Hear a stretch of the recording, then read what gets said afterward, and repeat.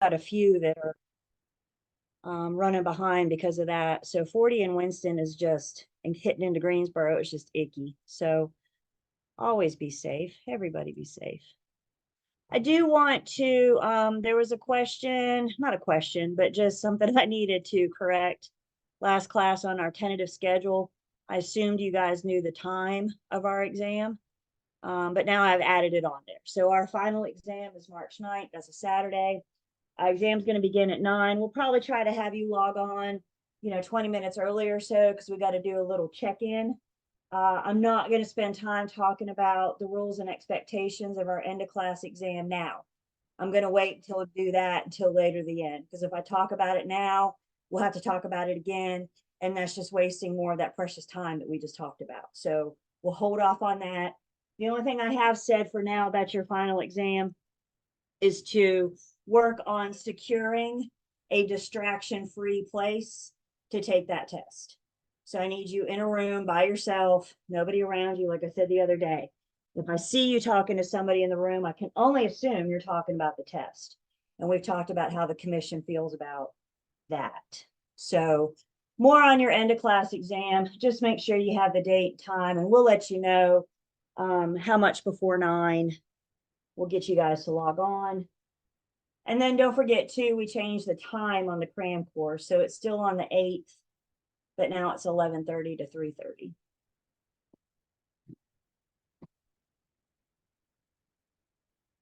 The other thing I wanted to point out, some of you are getting a little brain dead, brains getting a little mushy, kind of tired studying.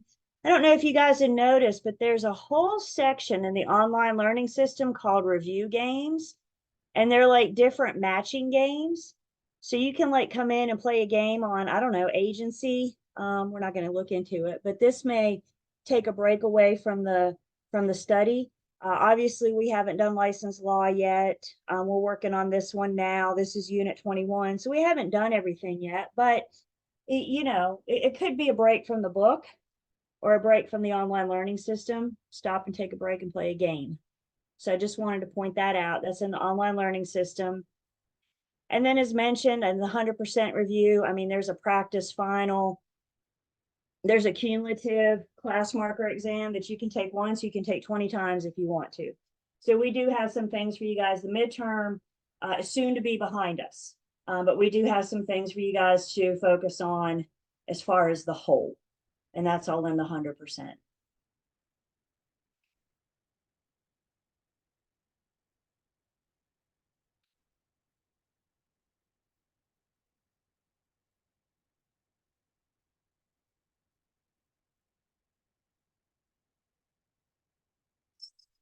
So you already jumped back into some finance.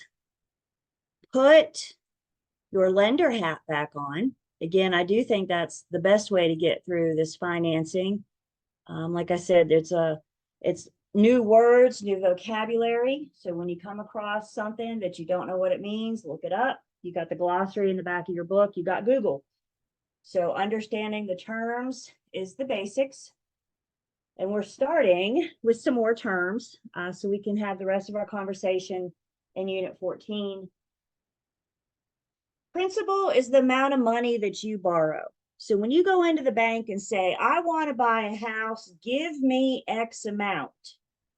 That X amount is the principal. That's the money you're asking the bank for. Money's not for free. Interest is what the bank charges you to borrow the principal. Understand, you guys, the bank doesn't have an endless supply of money. They got to get the money somewhere to lend you. There's no such thing as free money. So if the bank has to get the money from somewhere, doesn't the bank have to pay for it? And in turn, they're going to pass that cost on to us, and that's called interest. Your principal and your interest together serve as your debt service. We will see that on a slide in just 1 second. Your principal and your interest together are your debt service. Your debt service is what you owe the bank. For my homeowners on the call, when you make that payment to the lender every month, it's 4 pieces, which is our PITI, as some as you like to call it. Principal and interest, taxes, and insurance. Your PITI is your monthly payment that you send in. It's your principal and interest or your debt service, and a 12th of the annual taxes, and a 12th of the annual interest. We're going to talk more about this PI and the TI.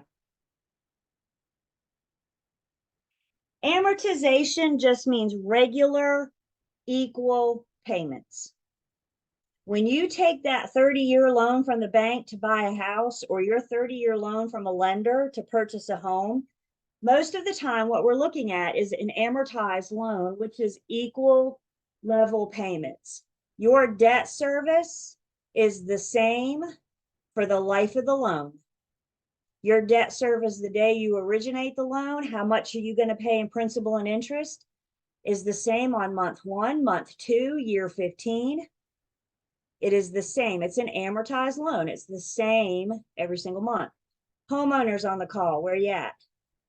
You know, sometimes your payment goes up, right? You get a letter from the lender that says, you got to start sending us more money. Guess what? It's not because of your principal and interest. It's not because of your debt service. It's because taxes and insurance have gone up. They're always going to collect a 12th so they can make those payments on your behalf.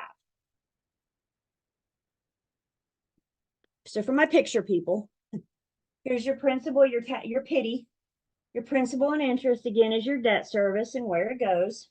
Your principal is your money. When you pay your principal back, that's what's going into your equity, into what you have in the home. We're actually going to talk a little bit about equity in future unit. Interest is what you pay the bank to borrow that principal. And then a 12th of your taxes, whatever this year tax bill is, take that and divide it by 12. And then a 12th of your insurance, whatever this year's homeowner's insurance bill is. Take that and divide it by 12. So you're paying taxes and insurance for the year. You're just doing it per month. That taxes and insurance goes into an escrow account that the lender has for you. So when taxes are due at the end of the year, the lender has that money in an escrow account that they can pay your local taxes for you, your county, city taxes for you. They also have that insurance that they've been collecting from you all year that they hold in an escrow account. And when your homeowner's insurance bill comes due, they have that there to pay on your behalf. We talked about last week why they do that. And I think it's, from the perception of a homeowner, it's really nice that I don't have to worry about taxes and insurance. I get a letter once a year from Randolph County that says, your taxes have been paid. And I think, wow, that's pretty cool. And I get an email from Allstate once a year that says, your homeowner's insurance has been renewed for another year. And I think, wow, thank you, lender, for taking such good care of me. But guys, the truth is they don't do that for me, as nice as it is. They do it to protect themselves. They don't want me to fail to pay taxes and have the county foreclose on me. They don't want me to fail to maintain homeowners insurance, have the house burned down. What's stopping me from driving away from that liability? So taxes and insurance are escrowed. I'd say the majority of lenders do this. There are some that do. Lenders are kind of like real estate firms. They're all different. As long as they're working in their parameters, then they're okay. So let's talk more about this principal and interest. As I said, your principal and interest is your debt service. You need to know that your principal and interest is your debt service. It's what you owe the bank. Julian, can you rename yourself? Thank you. I know we have it.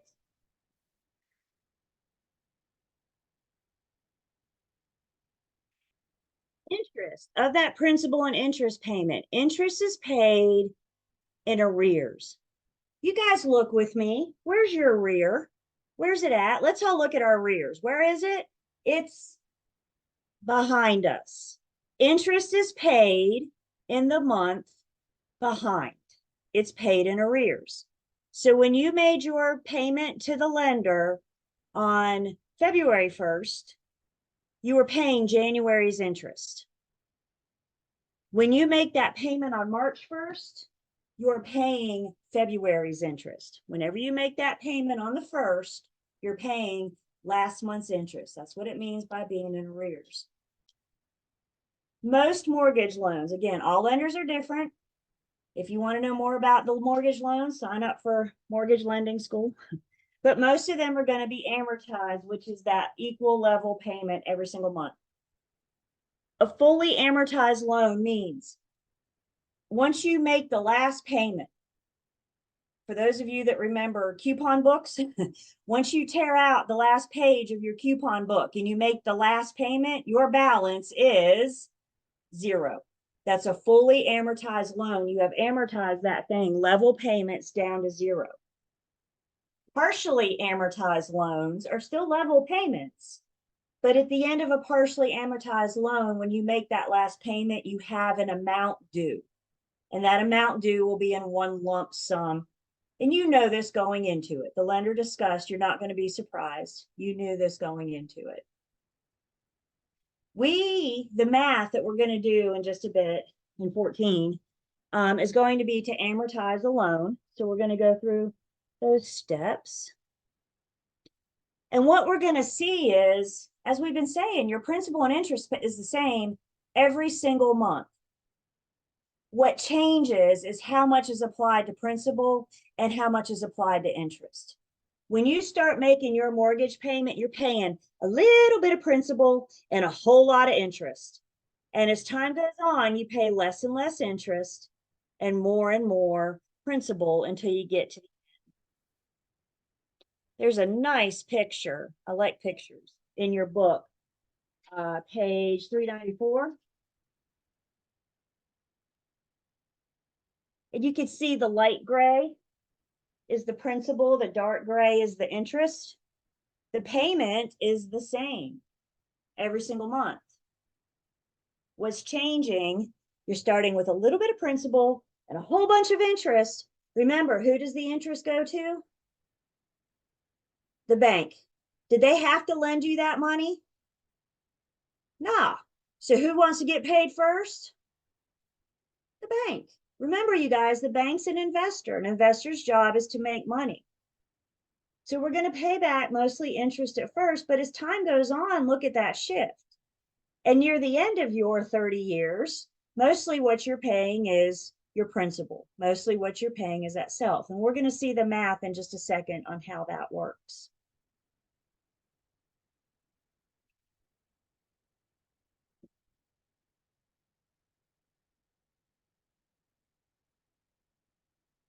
Speaking lender terms, remember our lender hats on. In speaking lender terms, lenders operate by something called the ratio of debt, the loan to value ratio, I should say. The loan to value ratio is the ratio of debt to value of the property.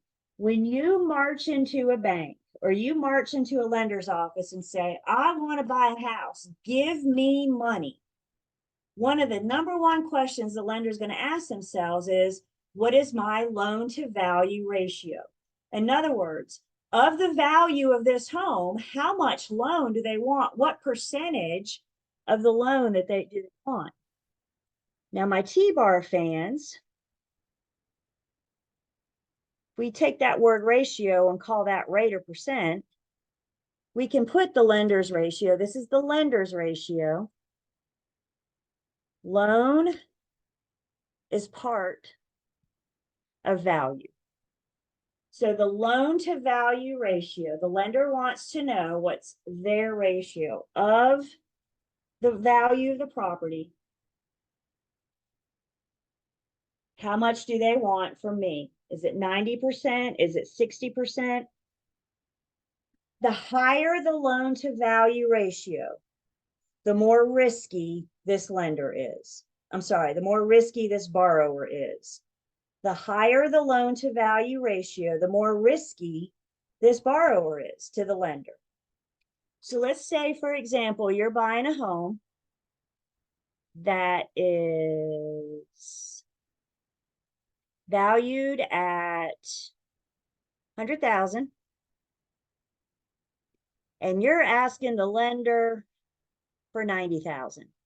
The loan amount is 90, the property's been valued at 100. The lender wants to know what's my loan to value ratio. So if we take back fourth line means divide, we take 90,000 and divide it by 100,000, we get a loan to value ratio of 90%, which through the eyes of the lender of the amount, what this property is worth, you're asking them for 90% of that.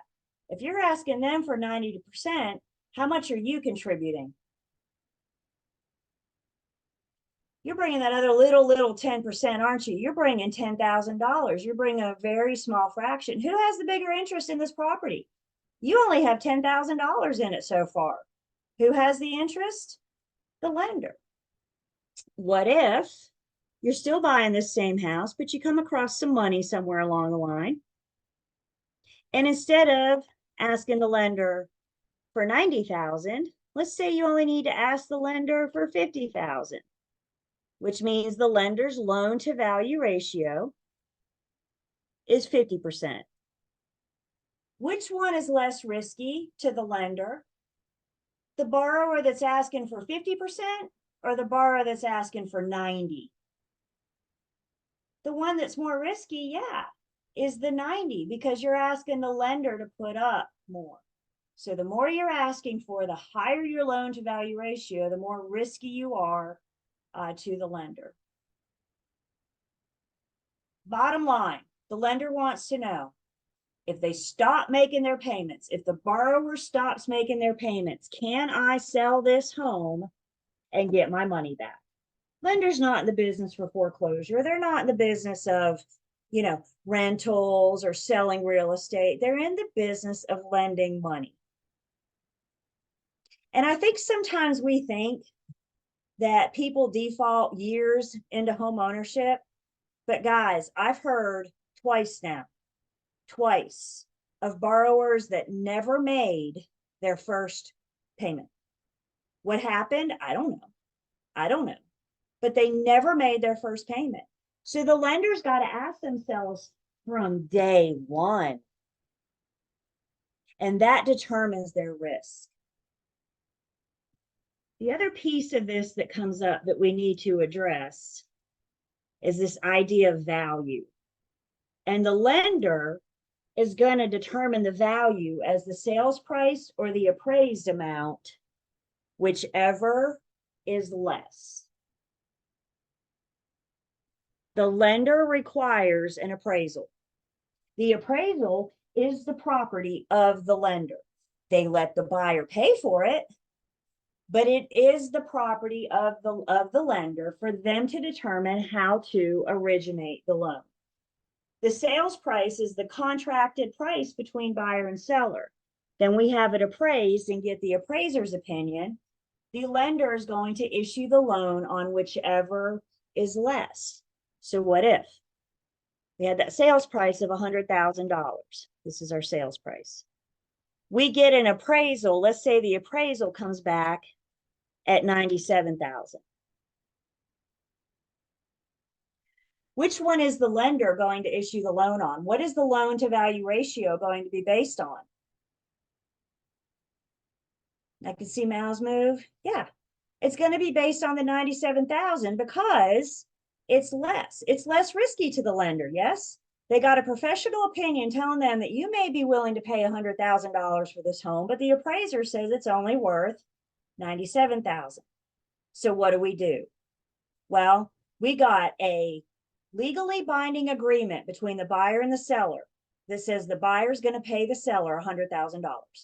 We have a contract that says the buyer's going to pay the seller. And now we have a case where the loan is only going to be based on $97,000. It's not over yet.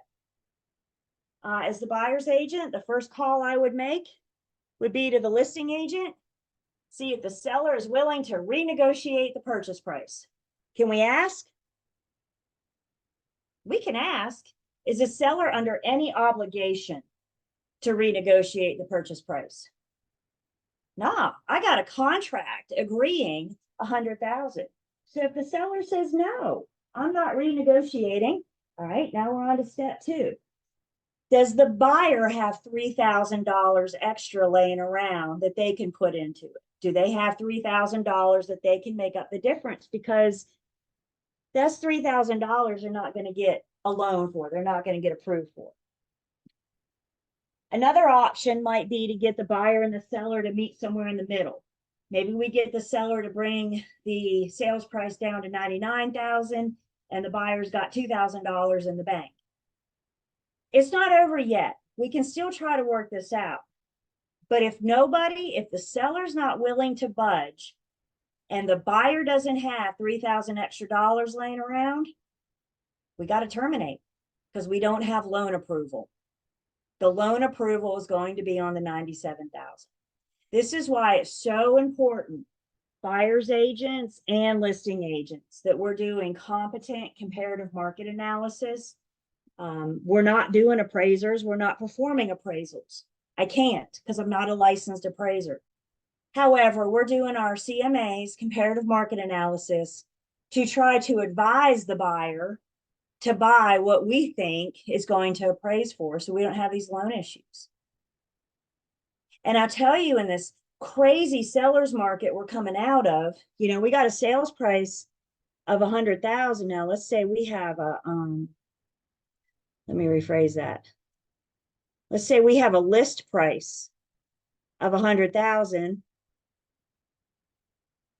and the buyer comes in and you run your comps and you do your CMA. And I said, I think this thing's going to appraise at 97,000. And the buyer says, well, this is a tough market. And this is what was happening, y'all. I'm not making this stuff up.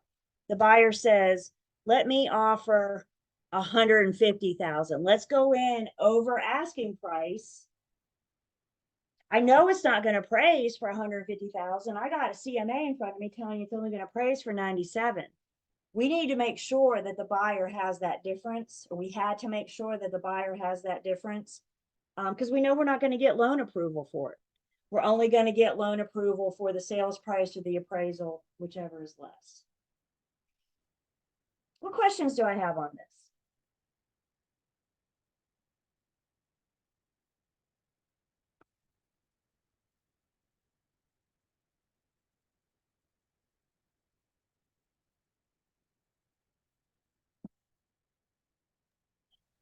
I was going to say something about credit. Credit is not taken into a factor at all when it comes to It is, um Rochelle, and we're going to talk about okay. your credit in Unit 15. Okay. There's a lot of things that the lender looks at. A lot of things. If you guys have bought a home since the housing market crash, you know what I speak of. The lender doesn't leave any rocks unturned when it comes to your credit these days. So they look at everything. We'll talk a little bit more about that when we get into the in practice. Again, right now, we're just taking through the eyes of the lender and what they care about. What this question is answering, how much of my money do they want? I don't know why lenders get such a bad rep. They charge to borrow money. Of course they do. Call me up tomorrow and ask me to borrow $10,000. Yes, we're going to talk interest and some kind of repayment plan. Why wouldn't we? Why wouldn't the lender charge you to borrow money? You have two choices. Either go to the lender and borrow money, you come up with 100,000 in cash. That's it. That's all you got to do.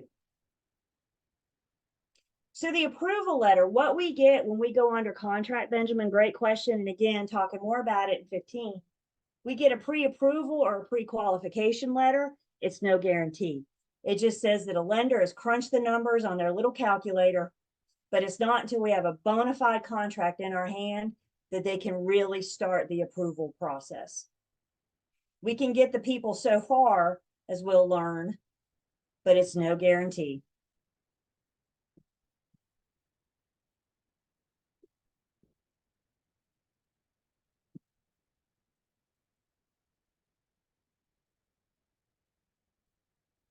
From Red Star to Green Star, North Carolina has something called usury.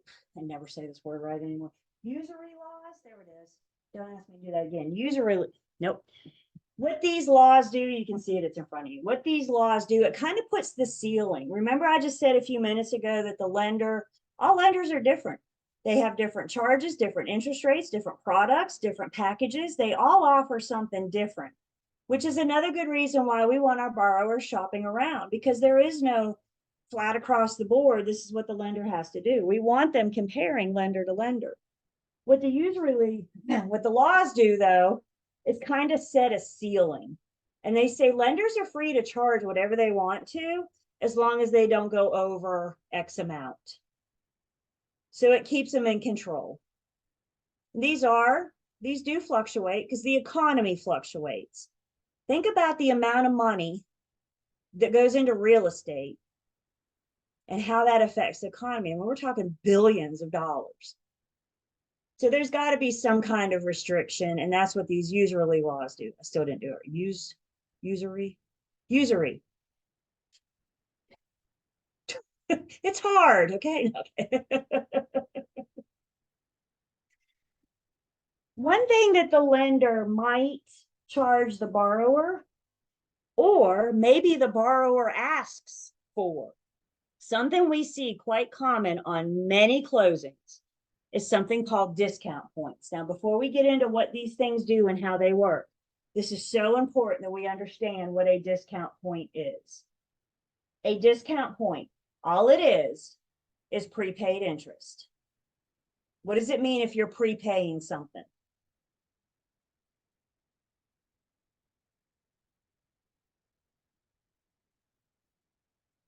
I'm seeing mouths move.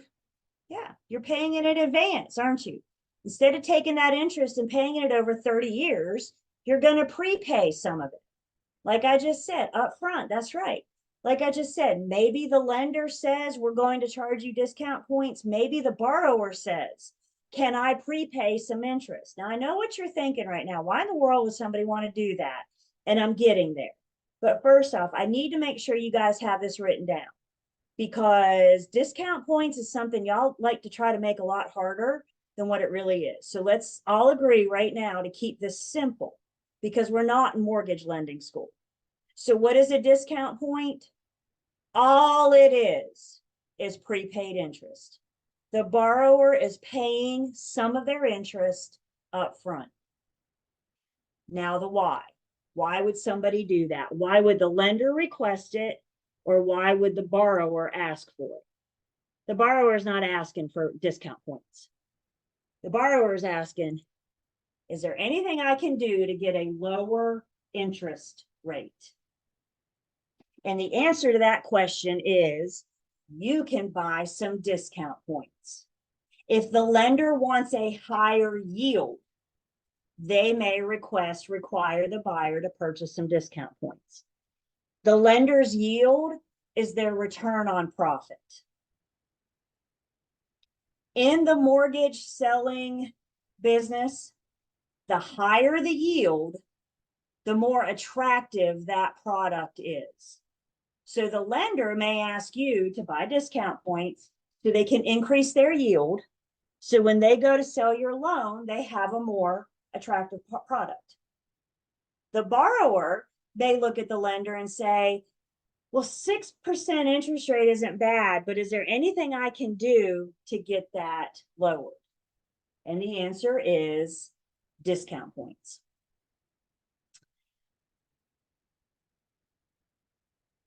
It does two things when we buy discount points. And again, I'm trying to think if I've ever done a transaction that there weren't discount points. They're very, very common.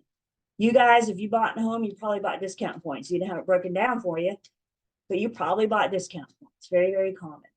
So is this when the lender says to buy down your points, basically, or buy down your interest? By decreasing the interest rate, the borrower's interest rate.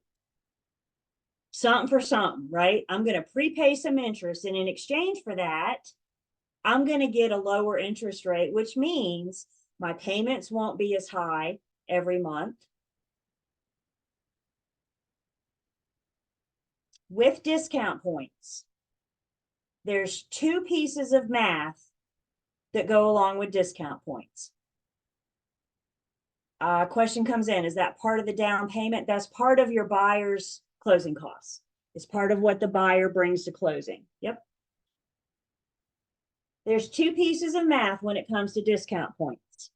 The first piece that we're going to talk about, I guarantee you, you're going to see. As a matter of fact, we're going to talk about it again in Unit 21. The second piece of math you may see. We still need to go over it. We need to discuss it. I need to tell you when you might come across it. So let's talk about the first piece of math first, the one that I guarantee you're going to see. Discount points.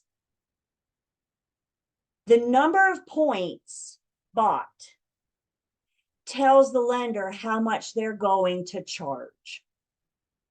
One discount point shakes out to 1% of the loan. What does the word of mean in a word problem? Multiply. So the first question is, how much money do I have to bring? How much in discount points? How much in prepaid interest do you want me to bring? And the answer is, how many points are you buying? If 1 point is equal to 1% of the loan, 2 discount points is equal to 2% of the loan, 3 discount points is equal to 3% of the loan. Everybody see where I'm going with this? 4.5 discount points is equal to 4.5% of the loan. The number of points tells us the percentage of the loan, and that is going to be the amount paid for prepaid interest. That's the charge, the debit we're going to see to the buyer at settlement. Buyer's debits and credits, seller's debits and credits, that's all coming in Unit 21. So the number of discount points is equal to the percentage of the loan. And we'll see an example in just a second. That's the piece you will see. Mark my words. Everybody good on that? What questions do I have? Again, this answers the question, well, how much extra do you want me to bring to closing? How much extra prepaid interest do you want me to pay at settlement?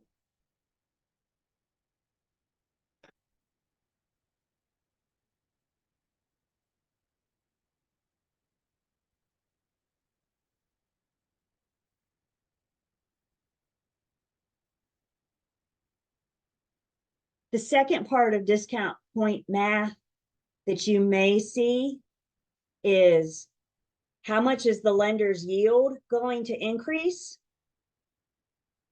And or how much is the borrower's interest rate going to decrease? 1 discount point is equal to 1/8%. When we do this, I like to talk about pi. And this might be mean to do right here at dinner time, but let's talk about pi. Discount point pi is always 8 pieces. Why? Because discount points percentages are calculated in 8s. And if your buyer is buying 1 discount point, they are buying down their interest rate by 1/8, or 1 piece of pie. Now, I don't know about you guys. Y'all know how I feel now about math, right? Big fan. With that being said, I hate fractions. And I hate the word hate. But you know what? I hate fractions. Anybody with me? And when I see a fraction, the first thing I do is convert that sucker to a decimal. Let's put it in a number that I can work with. And if we're talking 1 piece of pie or 1/8, if I take 1 divided by 8, I get 0.125%. So the example I just gave, your borrower has an interest rate, I think I said 6%. Your borrower has an interest rate of 6%. And they look at the lender and they say, is there anything I can do to get that lower? Is there anything I can do to get that interest rate lower? The lender's going to have the conversation about discount points. And if they buy 1 piece of pie, they are buying down their interest rate by 0.125%. So 6 minus 0.125 gives us a new interest rate of 5.875. This new interest rate will be their new interest rate for the life of the loan because they prepaid that 1%. They brought that into closing. They've already paid the lender. And as a thank you, the lender will reduce their interest rate to 5.875. For the lender's point of view, they have a yield of 6%, return on profit. The higher the yield, the more sellable. If discount points decrease the borrower's interest rate, then they're going to increase the lender's yield. So now they have a product on the market to sell with a yield of 6.125%. 2 points. Let me change color so we can see this. 2 points is equal to 2 pieces of pie or 2/8. 3 points is 3 pieces of pie or 3/8. However many points they buy, it's that many pieces of pie that's decreasing the borrower's interest rate and increasing the lender's yield. So discount points. The math you will see, mark my word, we're going to have to figure out how much in discount points the buyer's bringing to settlement. The other piece that you may see, and this is where I need you guys to hear me, do not worry about adjusting the interest rate unless the problem specifically says, what is the borrower's new interest rate? Or what is the lender's new yield? If it doesn't ask about the lender's new yield or the borrower's new interest rate, then go with the interest rate they give you in the problem. Go with it.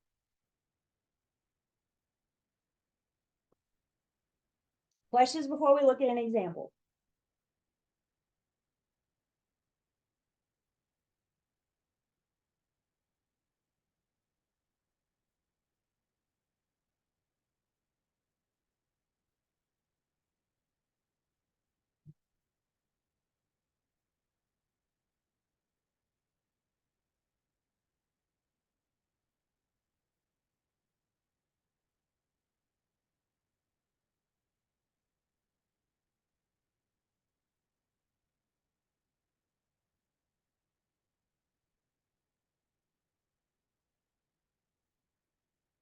Right. So I'm going to put a problem. I want you guys to take some time, look at your notes, what we just talked about.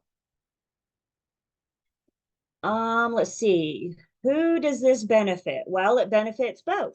Everybody's happy. The borrower has a lower interest rate. The lender has a higher yield.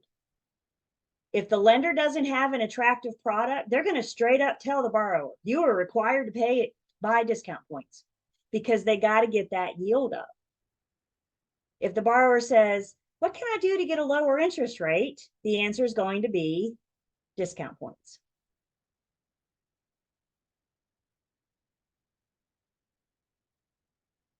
Buying down the borrower's interest rate and increasing the lender's yield. So let me put this up. We'll give you guys a few minutes. You got a purchase price of $265. Your buyer's getting an 80% conventional loan at 4.5% interest rate. Remember, we just said discount points are calculated of the loan amount. So we know the value and we know the ratio. So the first thing you need to do is find the loan amount. And then we're told the borrower is purchasing 2 discount points. And then you got some questions. How much in discount points? 2 discount points is equal to 2% of the loan. What is the borrower's new interest rate? They're going to decrease it by 2/8. And what will the lender's yield be? They're going to increase it by 1/8. Set your chats to private. Take a few minutes of this. Tell me your response. And of course, we'll talk about it.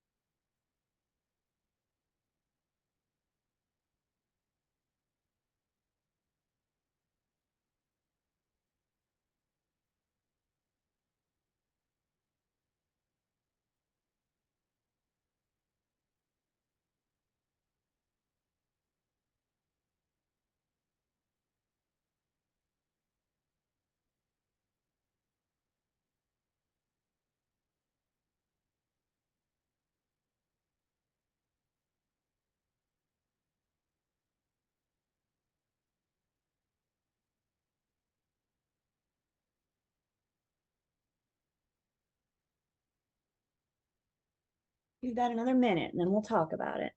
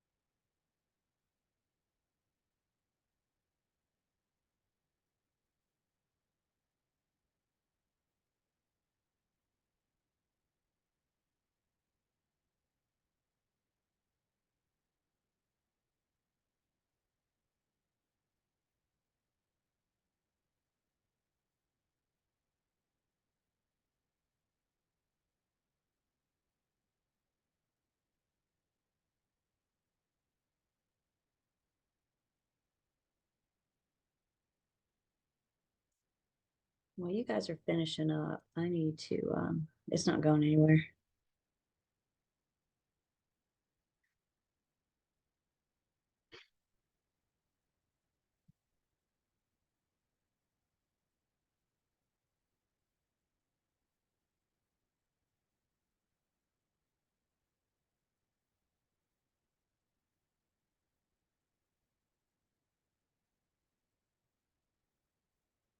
Can I still see that okay? You see the problem? I got to give myself a whiteboard. I'm frugal. I just use a blank Word document. I guess that's a program I can buy. I got Word. Okay. So we got a purchase price of $265. The buyer's obtaining an 80% conventional loan at 4.5% interest rate. The buyer is purchasing 2 discount points. Before we can answer anything, the first thing we have to do is determine what the loan amount is going to be. Because remember, please hear me, all lender fees are of the loan amount. What does the lender care about? Their money.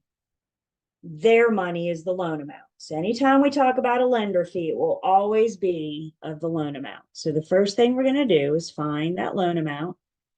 And we talked about our loan to value ratio.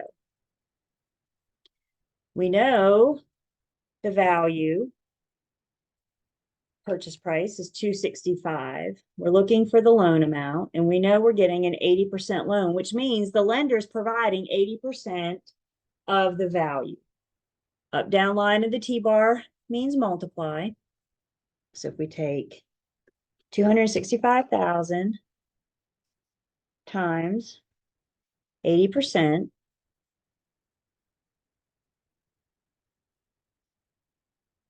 I get a loan amount of $212,000. Question so far. Purchase price $265.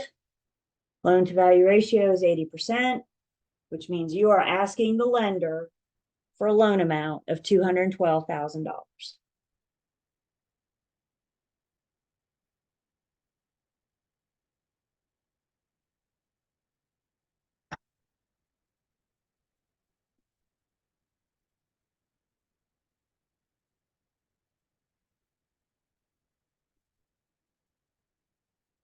So now that we know that, we can answer the questions. First one is, how much in discount points will the borrower pay at closing? They're going to bring the number of discount points tells us the percentage of the loan. So we've already determined our loan amount of $200,000. If they're asking for 2 discount points, that means that how much they'll have to bring shakes out to 2% of the loan. So our loan amount of $212,000 times 2% tells us that at settlement, in addition to their down payment and their other fees, which we're getting there, we're talking about, they're also going to have a charge or a debit for $4,240 paid at settlement for prepaid interest. Instead of paying this amount over a course of 30 years, they're bringing it to settlement. They're prepaying some of their interest. Questions on how much in discount points will the borrower pay at closing? So confusion for me came in you- with, I'm sorry. Okay, go ahead. Confusion for me came in with the pie, the Okay, 1A, so I'm 2A. not, I'm not there yet. You're ahead of me. Hang on just Okay. 1 second. Denise? Okay, I think I'm on the same page that she's on Okay, because I'm not there yet. okay. All we're figuring out is what's the amount that the borrower has to bring. This is the question you will see. We'll see this again in 21. Do not worry about the pie unless it says, what is the borrower's new interest rate or what will the lender's yield be? Those last two questions are the only time that we worry about pie. So let me make sure we're good on the first question before we move on to pie. So anytime you see it says a buyer is purchasing, I don't know, let's just say 4 discount points, then it's automatically converted to 4% Of what? of the sale price. Nope. Of The conventional loan amount. the loan amount. What does the lender care about? Okay, now I'm really Their lost. money. The Right. lender Their- cares about their money. Their money is not the purchase price. That's the agreement between the buyer and the seller. The lender cares about the loan amount. So 4 discount points would be 4% of the loan amount. You hear my absolute word there? All lender fees are of the loan amount.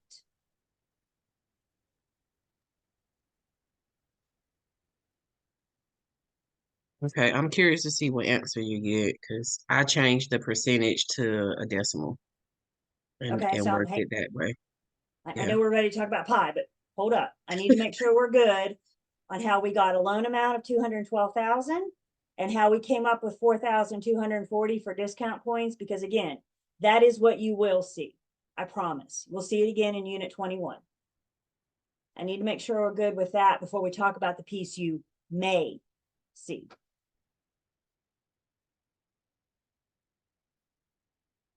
This is more important to me. Definite versus maybe. If math isn't your thing, maybe stick your fingers in your ears and don't, because I can't guarantee you're going to see a question with pie. I can guarantee you're not going to get a question just specific on this, but it's going to be rolled up into work involved in a question. Okay, now let's talk about pie. I'm a visual person. If drawing the pie doesn't help you, then don't draw it. But it helps me see what it is we're talking about. So discount point is always in 8s, which means discount point pie is going to be in 8 sections. If this borrower is paying 2 discount points, that means the interest rate and the yield are going to be affected by 2 pieces of pie. And 2 pieces of pie is 2 8s. 2 divided by 8 is 0.25. Let me put this over here where we can see it. So we figured out that 2 discount points is equal to 2 pieces of pie. 2 pieces of pie is 2 8s. 2 divided by 8 gives us 0.25. The interest rate, let's talk about the lender first. The interest rate, or in lender speak, the lender's yield is 4.5%. That's what the problem told us. The borrower is buying 2 discount points, which means it's going to increase the lender's yield by 0.25%. So the lender is going to have a new yield of 4.75%. Maybe the lender requires it, maybe they don't. We increase it. It was a yield of 4.5%. They bought 2 points, which shakes out to 2 8s. 2 divided by 8 equals 0.25. So we're going to add, we're going to increase their yield from 4.5% to 4.75. The borrower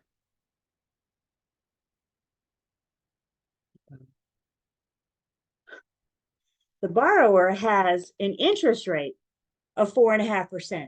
And they look at the lender and say, is there anything I can do to get that interest rate lower? Is there anything I can do to get it below 4.5%?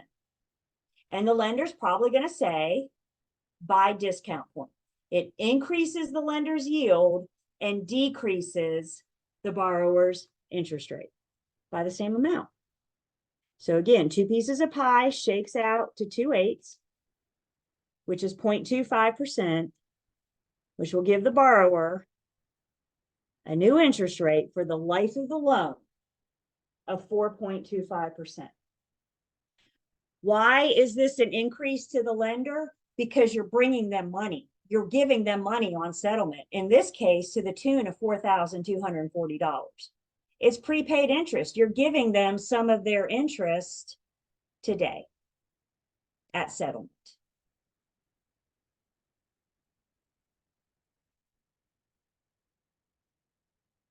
So it increases the lender's yield, it decreases the borrower's interest rate. Do not worry about, listen to me. Do not worry about adjusting the interest rate.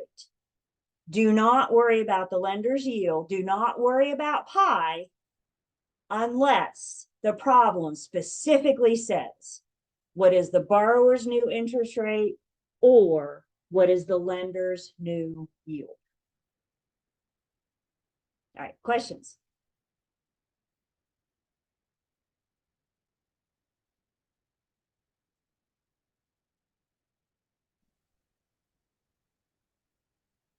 So they're basically paying the same thing, it's just. They're paying some of it now. Yeah, instead of stretched out over 30 years. Mhm. It's prepaid interest. It's not additional. It's prepaid. Yep. Kayla, everybody does. So the borrower's new interest rate for the life of the loan, for the next 30 years, their interest rate will be locked in at 4.25%. So Julie, I have a question. Mhm. So the $4,240, that's the extra that they bring at closing? That is the discount point. It's 2% of the loan. Yep. Okay. And that will always be a dollar amount because I did it as a percentage. So Okay. the number of points tells us the percentage of the loan. Because we got to figure out an amount. How much in interest are you going to prepay?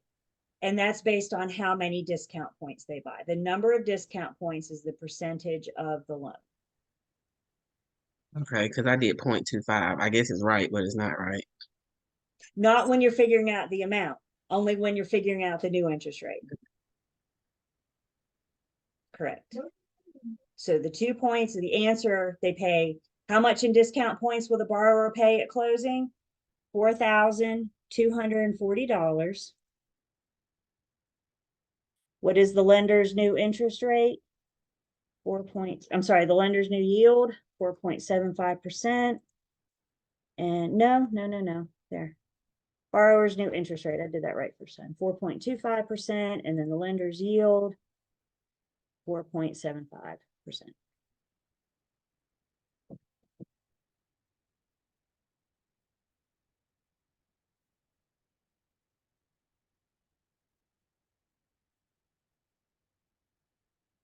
Questions?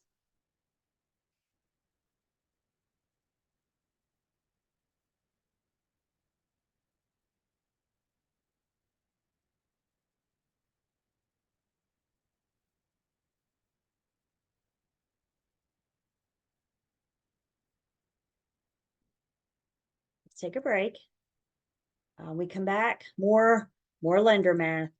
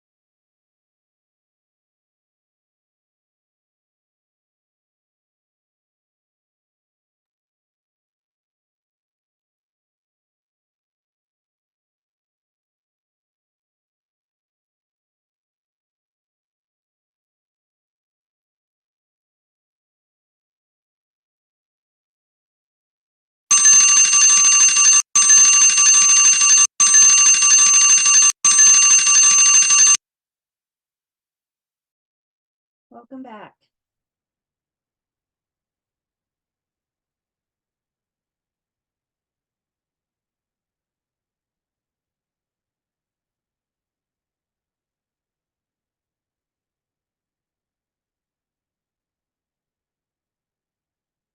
So I'm going to take attendance.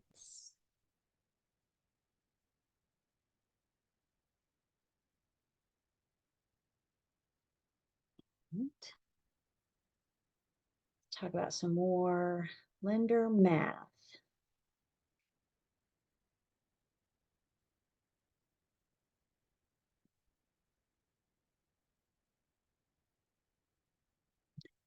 Another charge or fee that we can guarantee that we will see from the lender to the borrower on settlement is called the loan origination fee. There is manpower involved to originate a loan. There's bills to pay. There's an office space, power, water, internet, etc. The lenders have fees too. So one thing they will do at settlement is charge a loan origination fee. They will charge a fee to originate the loan. The loan origination fee is always the loan amount times the loan origination fee percent, which they must give you. They've got to tell you the loan origination fee is 1%, 2%, whatever. So it's going to be a percentage of the loan amount. What did we just say of meant? Multiply. So in addition to discount points, this is something different. In addition to discount points, there will be a loan origination fee. So once again, we got a purchase price, $265,000. This lender is charging an origination fee of 1% of the loan amount. The buyer's getting an 80% conventional loan. Loan to value ratio is 80%. Private chats are still set. Tell me in a private chat what we will charge this buyer for the loan origination fee. First, you find the loan amount, and then you find the percentage of the loan.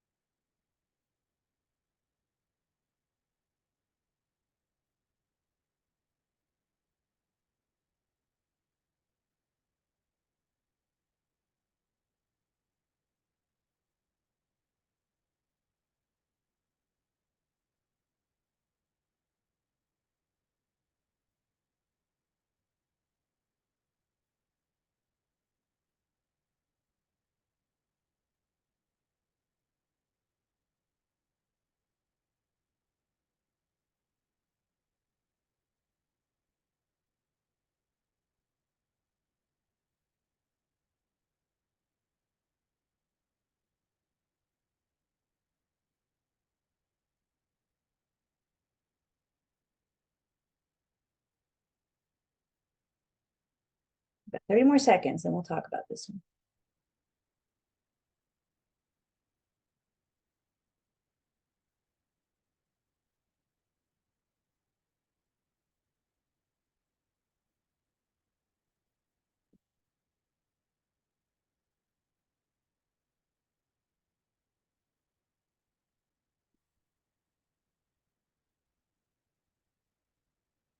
So we have purchase price of $265,000.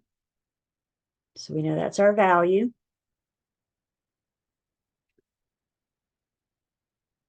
The loan to value ratio, or what the lender is bringing, is 80%. So first off, we need to figure out the up down line means multiply. So if we take 265,000 times 80%, we get that same loan amount of $212,000. Questions on how I got the loan amount? Loan to value ratio.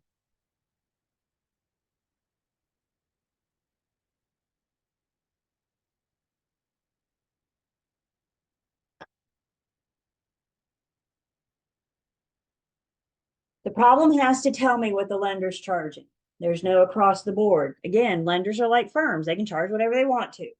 So they've got to tell you what the lender is charging. This lender is charging 1% of the loan amount. So we took that loan amount, times it by 1%, which means we will have another charge to the buyer at settlement for $2,120 for the loan origination fee. That's what the lender's charging to originate the loan. Again, they got bills to pay too. They got manpower and staff, and so they charge this loan origination fee. Cost of doing business. Questions on this? Did you say that they had to bring the amount, their origination fee, to the closing? They'll bring that to settlement. Yep. So what they bring to settlement is like a culmination of all kinds of charges. And we'll get into those specifically in Unit 21.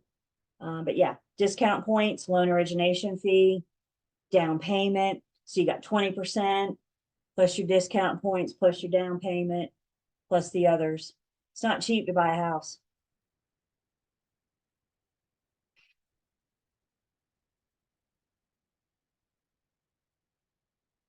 Questions?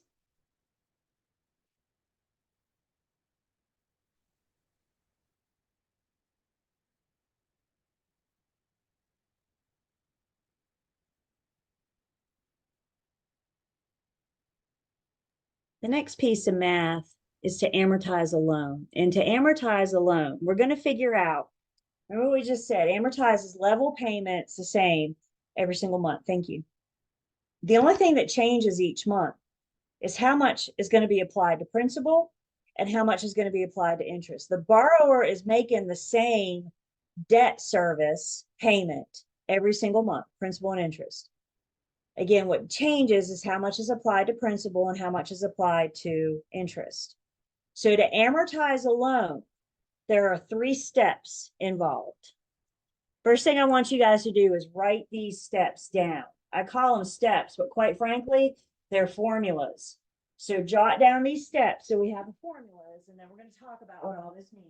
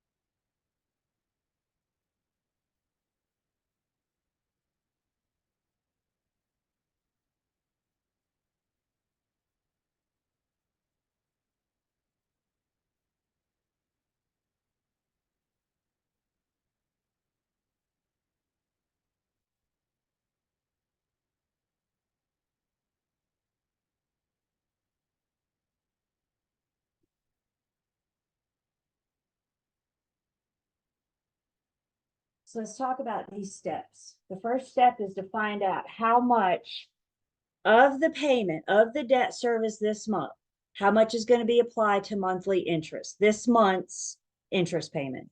So we take the balance, whatever the loan is, times the interest rate. Balance times the interest rate gives us annual interest. But I don't want annual, do I? I need to break this down to monthly. So how do we convert annual to monthly? Just divide it by 12.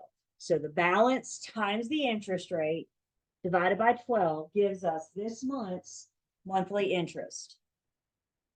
To find this month's monthly principal, we take your monthly debt service, your monthly payment, your monthly principal and interest, and we deduct the monthly interest. Principal reduces the balance. You may want to make a note of that. Principal reduces the balance. How do you pay down your balance?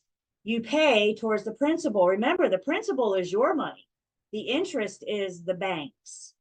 So to pay down that balance, you got to pay down the principal. You got to pay down what you owe the bank.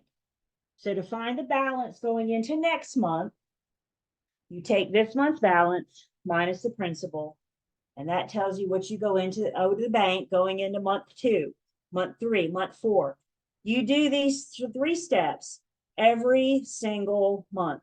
If it's a 30-year loan, 30 times 12 is 360. All of you could amortize your own home loan right now. You do these 3 steps every month, 360 times, and you're going to have your amortized loan. Homeowners on the call. You got a packet when you left the attorney's office, and it probably went in a box and then straight from the box to the file cabinet, and you hadn't looked at it since you moved in, have you? If you were to look in that packet from the attorney's office, you're going to see your amortization schedule, where they break this down for you. They tell you how much every single month for the next 30 years is going to be applied to interest, how much will be applied to principal. So everybody have their steps?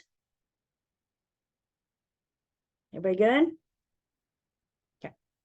So let's look at one of these together. Your buyer's approved for a $100,000 loan at 5% interest rate for 30 years. Monthly principal and interest payment is $499.55. Whoops. Find the balance of the loan after the first payment. So get my whiteboard back up.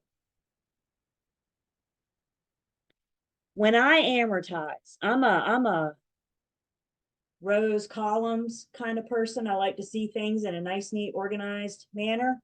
So the first thing I'm going to do when I see an amortization problem is I'm going to set myself up with my rows and columns.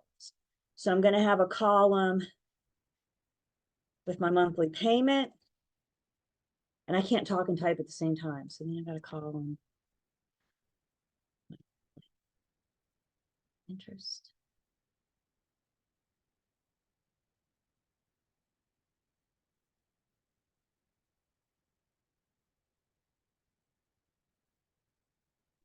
Okay, so I got my 4 columns, and then I have my months. So we start with month 1, month 2, month 3, month 4, and so on for the next 360 months. The balance on the day you buy your house is going to be the loan amount. That's how much you borrowed from the bank. So your balance on day 1, what you have to pay down, is a $100,000 loan. I do like to write the interest rate, just somewhere on my paper so I can refer to it. So this is a 5% interest rate. And then we know our monthly payment or our monthly principal and interest is $499.55. And that is the payment for the life of the loan. So month 2, month 3, month 17, month 262. Your monthly payment is $499.55. The debt service doesn't change. This is all I need to amortize a loan for 30 years, 360 times. This is it. And those 3 steps. So we're going to go through the first month together, and then I'll let you guys do month 2. So let's look at your steps with me. The first step is to find the monthly interest. To find the monthly interest, we take the balance times the interest rate, which gives me annual interest. Divide that by 12 to get monthly. And I'm going to round. So my first month's monthly interest payment is $416.67. Of my payment of $499.55, $416.67 is going to be applied to interest. Remember our picture. Little bit of principal, whole lot of interest. Step 1 is to find the first month's monthly interest. Questions on step 1?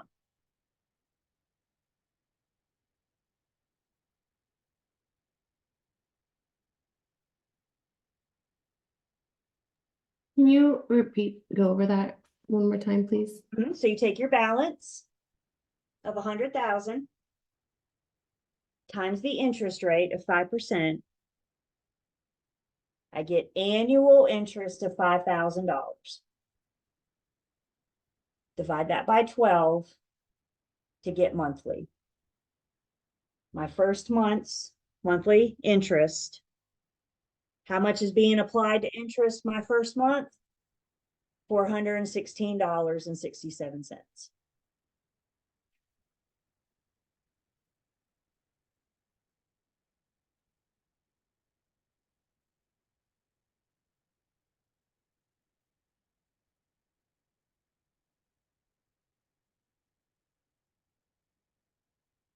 Step 2 is to find my first month's or this month's monthly principal.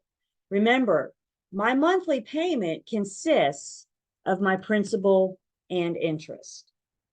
So what I'm telling you, what our second step is saying, is that monthly interest plus monthly principal should equal that monthly payment. There's only 2 places for that monthly payment to go: monthly interest and monthly principal.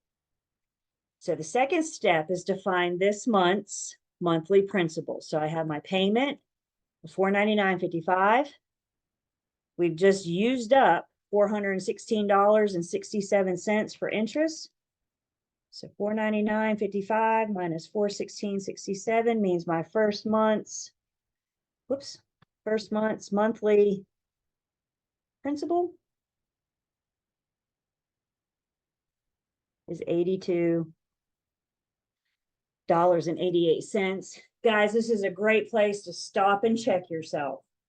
Principal plus interest equals your monthly payment. Principal plus interest is your monthly payment. So step 2, you took the payment minus the interest to get the principal.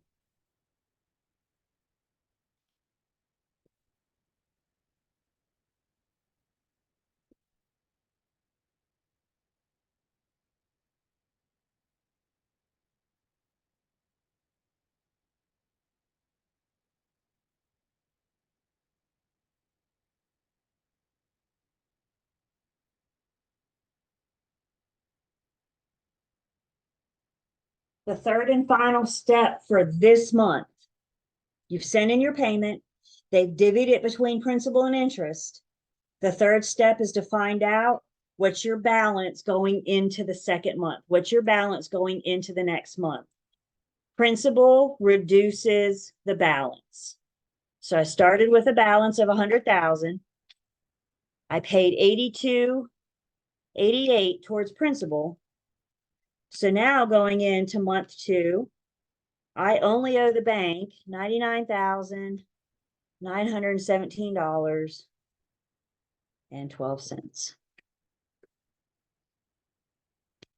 And that will be my balance starting month 2.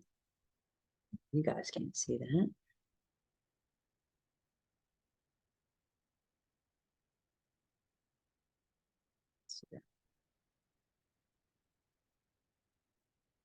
So how much do I owe the bank? If I win the lottery tonight, this is how much I need to get to the bank: $99,917.12. Principal reduces the balance. So whatever you pay on this month's principal, that's that much less you owe the bank. 3 steps. Now let me clarify a few things here. For your test, any one of these could be a candidate. They could ask you about monthly interest, they could ask you about monthly principal, or they could ask you about next month's balance. So those 3 steps are actually formulas. We put all formulas on a flashcard because we've got to know those formulas to do, or these steps to do this problem. your exam isn't going to ask you to go much past the first or second month because of time. So I don't want y'all worrying about amortizing this thing for 15 months. No, they're only going to ask you the first month, maybe the second month because of time. I said two things go in the monthly payment. That's right. The principal and the interest, those are your debt services, taxes and insurance are escrow. They're held in an account on your behalf until those taxes come due. Your debt service is what you owe the bank. All you owe the bank is your principal, which is the money that you borrow from them, and the interest, which is the money that they charged you to borrow that money. Debt service. I'm going to ask you guys when we come in on Thursday. I'm going to say, what's your debt service? And everybody's going to say principal and interest. I just gave you all the answer. That's it. That's all you get. I used it up. Should have saved it for test day, huh? No, I'm just kidding. So what I want you guys to do now is start with a balance, get your 3 steps. Start with a balance of month 2. Start with a balance of $99,917.12 and amortize this thing for month 3. I'm sorry, month 2. And then tell me in a private chat what's your balance going into month 3 after you make your second payment.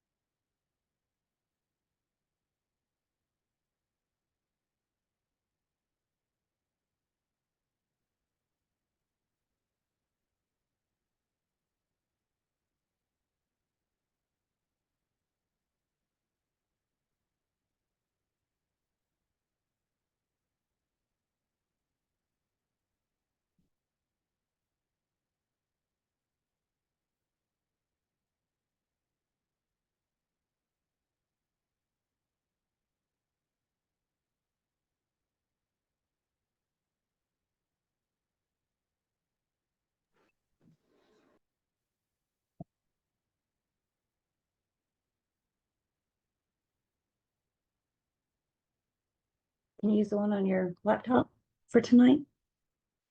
Your device? I asked you for the balance going into month 3.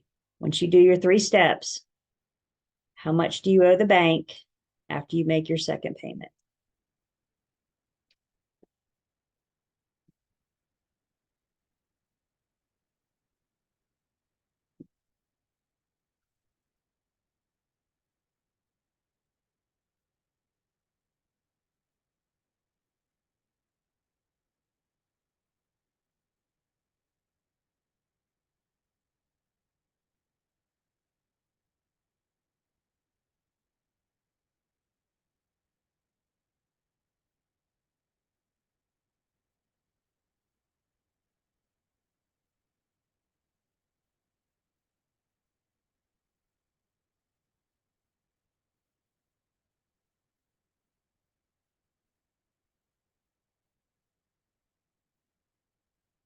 About another minute and then we'll talk about it.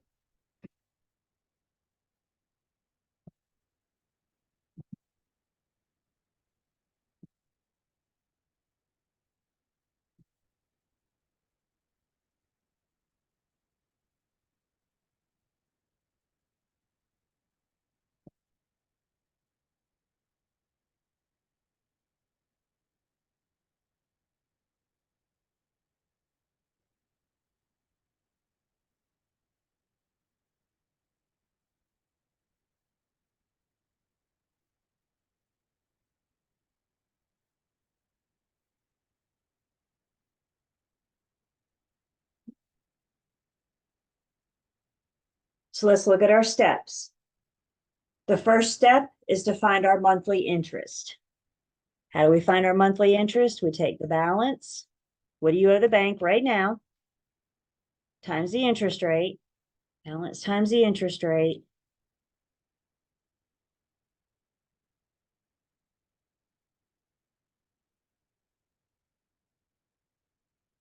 Gives me annual interest and some wonky number. I take that. Don't clear your calculator. Just take that and divide it by 12. And I get 416.32. I'm getting questions about rounding again. Round out 2 decimal places. These problems have changed. We're talking about money, right? So round out 2 decimal places. So my monthly interest for month 2 is going to be $416.32. You see how it came down just the littlest of bit, but it did come down. Questions on how I got the monthly interest of $416.32.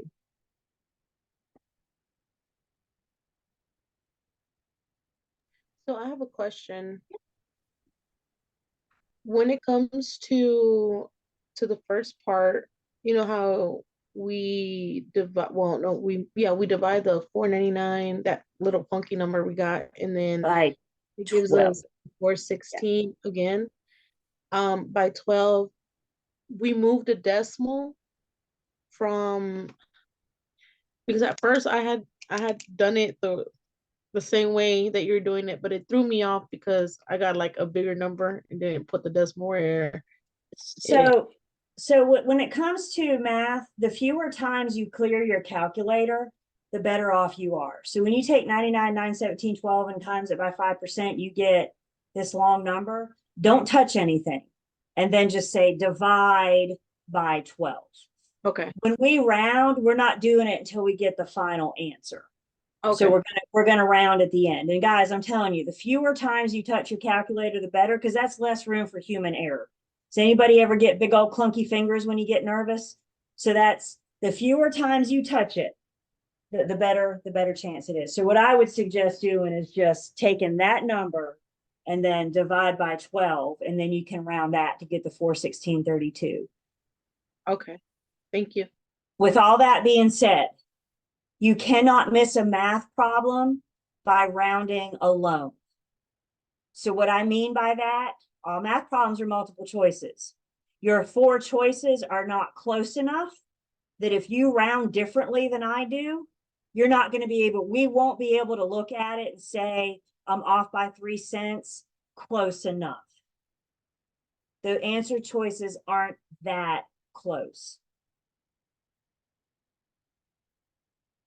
So questions on how we got monthly interest of 416.32.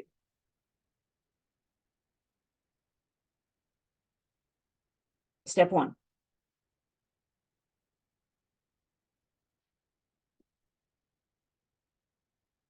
Step 2 is to find this month's monthly principal.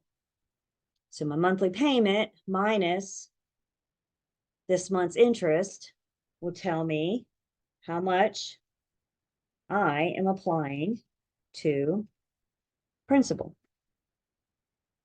Interest plus principal equals our monthly payment, our debt service, principal and interest, another one of those fun things they like. A couple different meanings for. Again, this is a great place to stop and check yourself.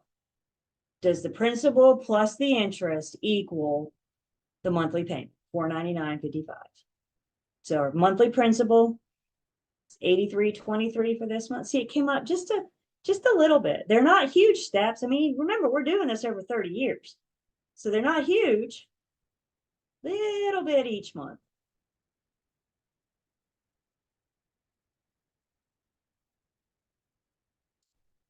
Then the last step is to figure out how much you owe the bank going into month 3. You went into this month with a balance of $917.12. Balance reduces, I'm sorry, principal reduces the balance. Let me say that again. Principal reduces the balance. So the third step is we take your balance of $99,917.12 minus my principal, which means now 833. I only owe the bank going into month 3, $99,833.89. This is our amortized loan. The payment doesn't change. What changes every month is how much we apply to interest and how much we apply to principal. And that's what we're doing with our 3 steps, is figuring out this month, how is that $499.55 going to be divvied between principal plus interest? Now we're going to look at a full, I got a practice for you guys, of course, in just a second, but I just want to talk something through real quick, because a lot of you, when you bought your home, you may have been told the more you can put down on the principal, or the more payment you can make, the more you put down on principal, then you may not have this loan for 30 years. Some of you may have been told to apply even as little as $20 extra, because anything, the bank can only make $499.55 this month. That's our agreement. We have that promissory note that says this is how much I'm going to pay you every month. And anything extra, the bank's got to do something with it. And if we said the principal is your money, then they're going to apply that to the principal. The principal reduces the balance. Now, before y'all start sending money to your lender, I need you to call them and make sure, because all of them are a little bit different. So I need you to call them and make sure that they know what to do with that extra money. But let's just pretend for a second that you got a bonus at work, and you got a bonus of $500 this month. Congratulations. And you decided you wanted to take that $500 and apply it to your loan. That $500 would be part of your principal. So now, instead of having a principal of $83.23, you have a balance of $583.23. I have 83. So now you would go into month 3 because the principal reduces the balance. So the more you can pay, as long as some lenders need to be told what to do with that money. So that's why I tell everybody hear me. My pre-licensing instructor said you do this. No, your pre-licensing instructor told you to call your lender and talk to them. But if they have that extra money and they can apply it to your principal, you're not going to have this loan for 30 years because you're paying down that balance. Paying down that balance is what gets rid of that. You're not going to have as much go to interest next month because you tacked on an extra $500. I remember when I bought my condo, I was young. Oh my goodness, I was young, early 20s, mid 20s. I'm like, what in the world am I doing? And I remember the closing attorney looked at me and said, even if you just put 10 extra bucks a month, it's going to make the world of difference. And at that time, that made me a little nervous because I was in my mid 20s and just bought a condo. So I was like, I have 10 extra dollars a month. Are you kidding me? But he was absolutely right. And that's right, because exactly. So we talked about prepayment penalty. I don't know if your loan has a prepayment penalty. So again, do not call your lender and say, this is what my pre-license. Call your lender and ask, if I pay this off early, are you going to charge me? If I pay this off early, are you going to, more than what's required, are you going to apply it to your principal? Did everybody just hear me? And everybody shake your head, yes. I'm recording too. So if you come back and say that's not what I told you, I'm whipping up this YouTube channel. We're going to see what I told you. But if you can and you can pay more, then you won't have that loan for 30 years. So is it worth a call to your lender tomorrow to see? Can't hurt. Can't hurt. So 3 steps, 3 formulas. We need to know those. what I do want to show you guys, what I have in the online learning system, I have, or we have, amortized this loan, the same one we've been working on.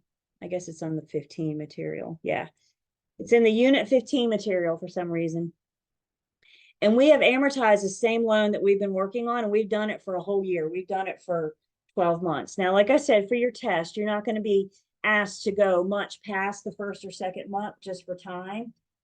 But I'm telling you guys right now, if you do those 3 steps 12 times, you'll have this down.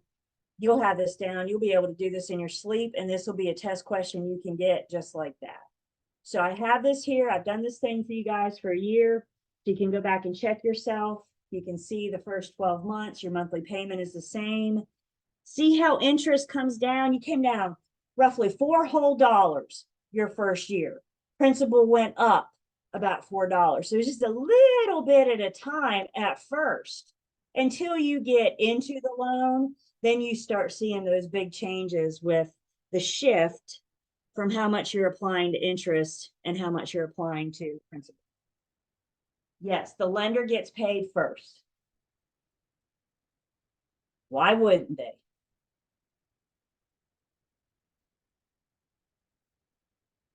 I also know too, on average, us Americans, we're not owning homes as long as what we once used to. We used to buy a home and 30 years later, we inherit it to the kids.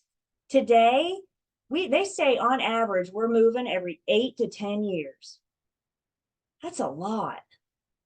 I just did it 4 years ago and I'm good for a while. It's a pain in the butt.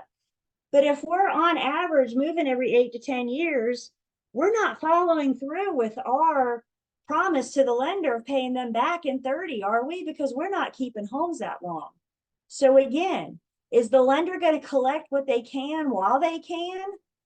Yeah, because 8 years from now, you're selling and going on, originating a new loan. So yes, they're going to get paid first. Again, you got 2 choices. Call the lender to buy a house or find cash. It's kind of like that. Questions?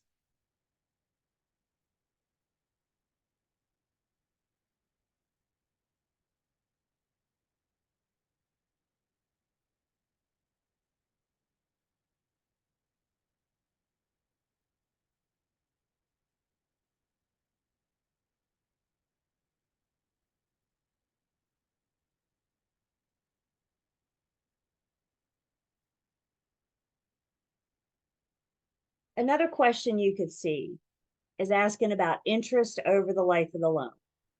So we got 2 choices. What that question is asking is if you generate this loan at $100,000 with 5% interest rate for 30 years, if you make this payment of $499.55, 360 times for 30 years, how much interest in total are you going to end up paying?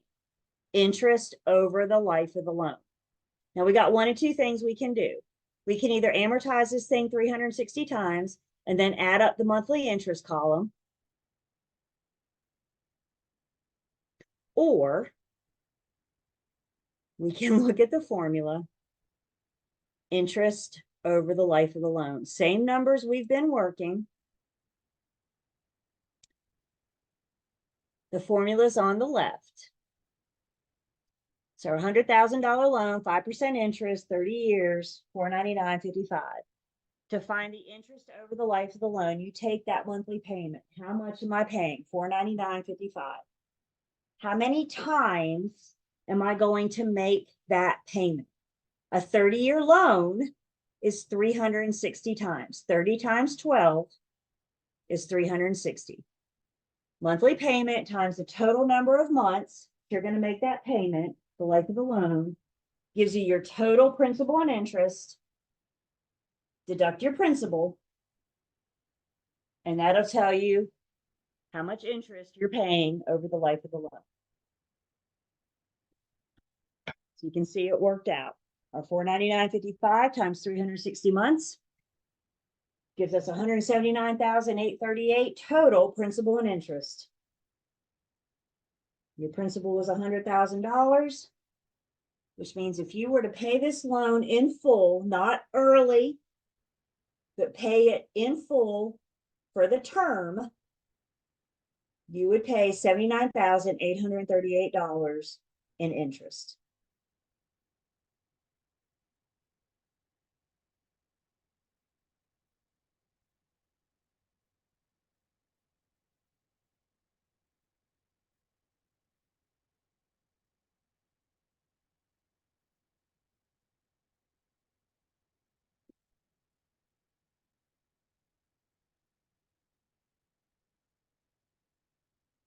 Questions?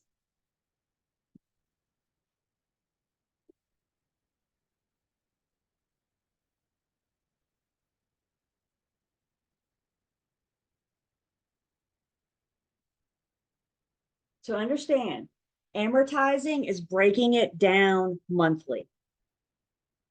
Interest over the life of the loan is looking at the big picture, the 30-year picture.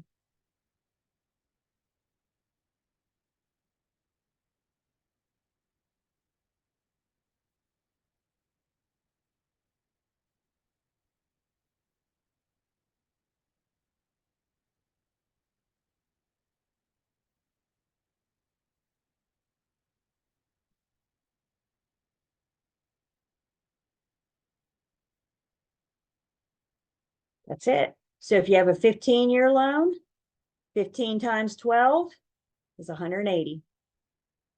So what's your term? What's the year of your loan times the number of months in a year, which isn't going to change. And that'll tell you how many months you have to make that payment. Is it a 10-year loan? You're looking at 120 months. It's a long time, you guys. It's a long time. It's hard to make a commitment for that long. Questions?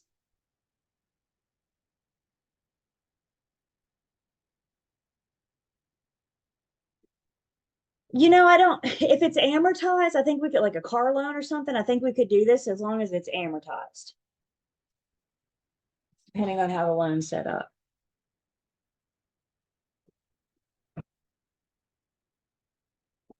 I'm only going to speak specifically to mortgage loans, though. I'm going to stay in my lane.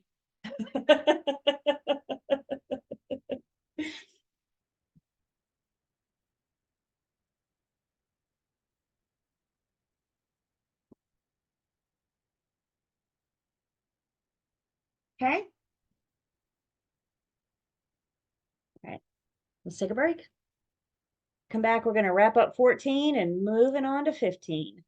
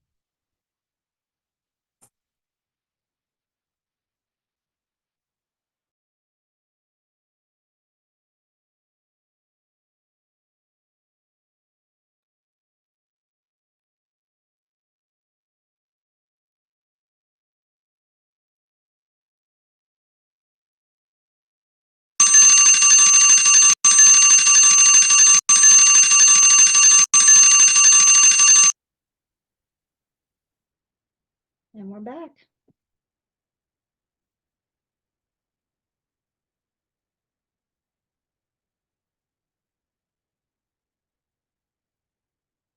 So cameras are on. And I got a question in the chat I want to address. Fabio, I just got you. You're in. So Billy, I'll do it again and get you. There we go. There we go. So the question came in, as a broker, do you often sit down and do this, that amortization for the client? And the answer is no, I've never done that. Remember, as brokers, anything to do with the loan, we always want to get them to the lender because they're the ones that know. But we do just need a basic understanding of how these things work. So that's what we're covering here.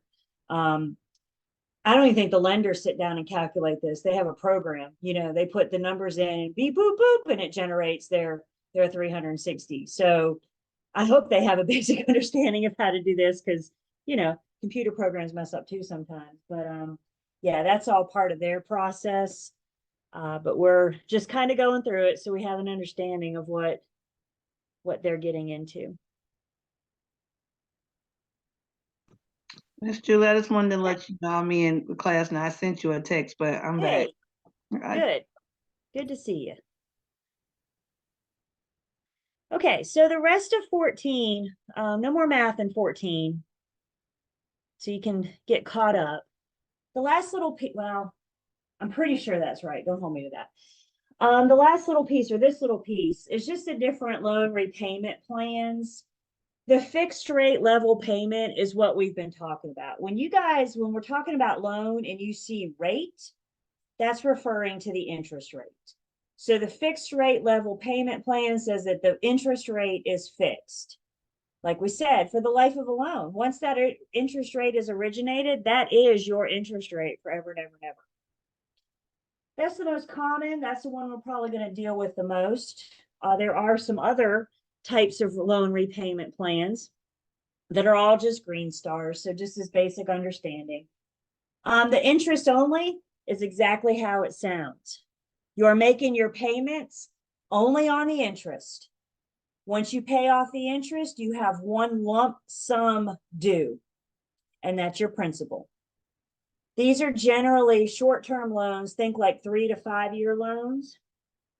And these are common with developers. So they may buy land on an interest-only loan, just make payments on the interest, and by the time their 3 to 5 years is up, they have built and are selling houses. So that may be an example of where we see the interest only. The ARM, or the adjustable rate mortgage, just means that the interest rate fluctuates. It's not fixed. It fluctuates throughout the period. Usually at a predetermined point in time, the interest rate goes up, the interest rate goes down. It's adjustable. There's a picture in your book, page 399. And you can see it starts lower, 6.9, it ends at 5.9, and then it adjusts throughout the term of the loan. But the dark gray bar there is your mean. So you kind of know what your average, if you will, interest rate would be. I'd say next to the fixed rate level for purchasing properties, purchasing homes, the ARM is probably the next most common. Also be careful if you have an ARM, if you miss a payment, interest rate could go just like that. So there's some risks. There's always risks involved. So it fluctuates. A graduated payment mortgage means that your payments are lower at first and then increase at a predetermined period of time. For graduated payment mortgages, I tend to think of like startup businesses. Maybe you don't have a lot of money right now, but hopefully in time you will. With graduated payment mortgage, negative amortization is very common, which means the first couple years, your monthly payment may not be enough to cover that monthly principal and interest. So instead of deducting from your balance the first few years, you might be adding to your balance the first couple years. until that payment graduates, until it increases, and then you can start paying it down. Again, think of a startup business. You don't have any money yet, but if everything goes according to plan, you'll start making money. Anytime you make your last payment, the last page of the coupon book, anytime you make your last payment and there's a balance due, that balance due is referred to as your balloon. So that's your balloon payment. You make the very last payment, you do everything you're supposed to, you make your payment on time every time. But when you make that last payment, you have a balance due. And that balance due is referred to as your balloon payment. And by the way, again, you guys, you know all of this going into it. This is an agreement between you and the lender. This is part of your promissory note. So there's no surprises. And then growing equity mortgage. Again, we're going to talk a little bit about equity. Equity is what you have into it. So with a growing equity mortgage, the interest rates are fixed, but the principal payments increase. You're going to pay that property off. You're going to have equity into the property. We're going to talk more about equity in Unit 12, kind of what that looks like. To just having a green star understanding of these other loan repayment plans. And I think it's worth saying again, we're not in mortgage lending school. We're not here to be mortgage lenders. So remember that as you go into these units, but you're going to see some questions, some of the math. We just need to have that basic understanding because we are the front line with our borrowers and sellers. We are the ones that we want to call first. And when your buyer calls you, I don't want you saying, what? I've never heard that before. We need to know enough to know how to advise them.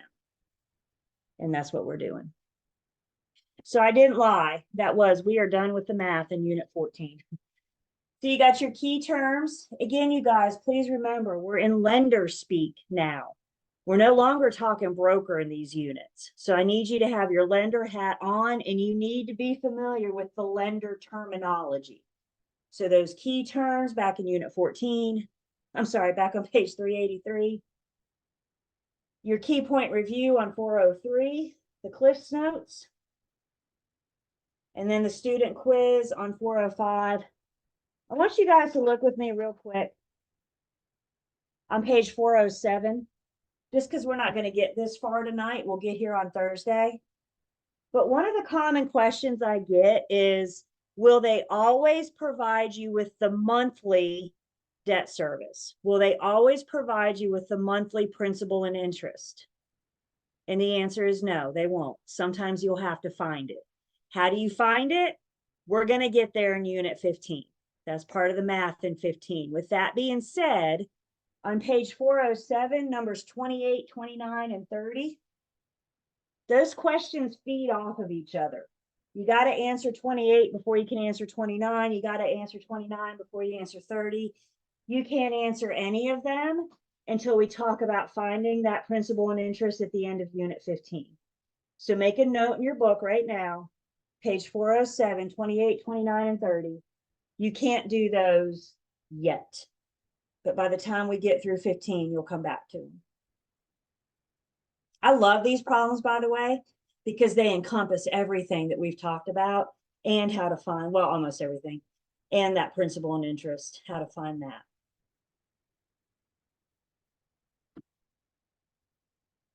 Some math in Unit 14. So there's your math concepts on page 400. Again, please listen to me. There's more math in the math concepts than what you need to know for your test. Just focus on what we talked about tonight. If we didn't talk about it, don't worry about it. But those math concepts can give you another explanation of the math that we talked about. And then I got those 50 problems in the back of the book. These are the numbers that relate to the math that we just did.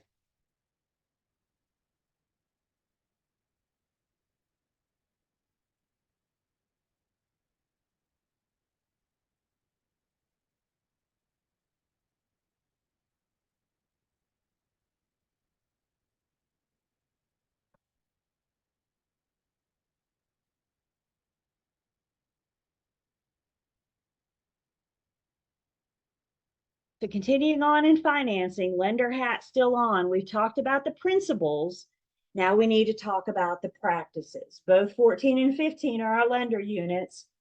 So we're really just continuing on our discussion, and these are the more the in practice, quite frankly. In the real world, I think 15 is more the conversation that we're having with our buyers, maybe even our sellers, just to help them understand this. So this is the in practice of it.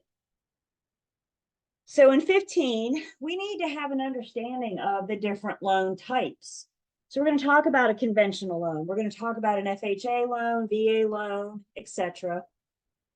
There's several players in the lending game.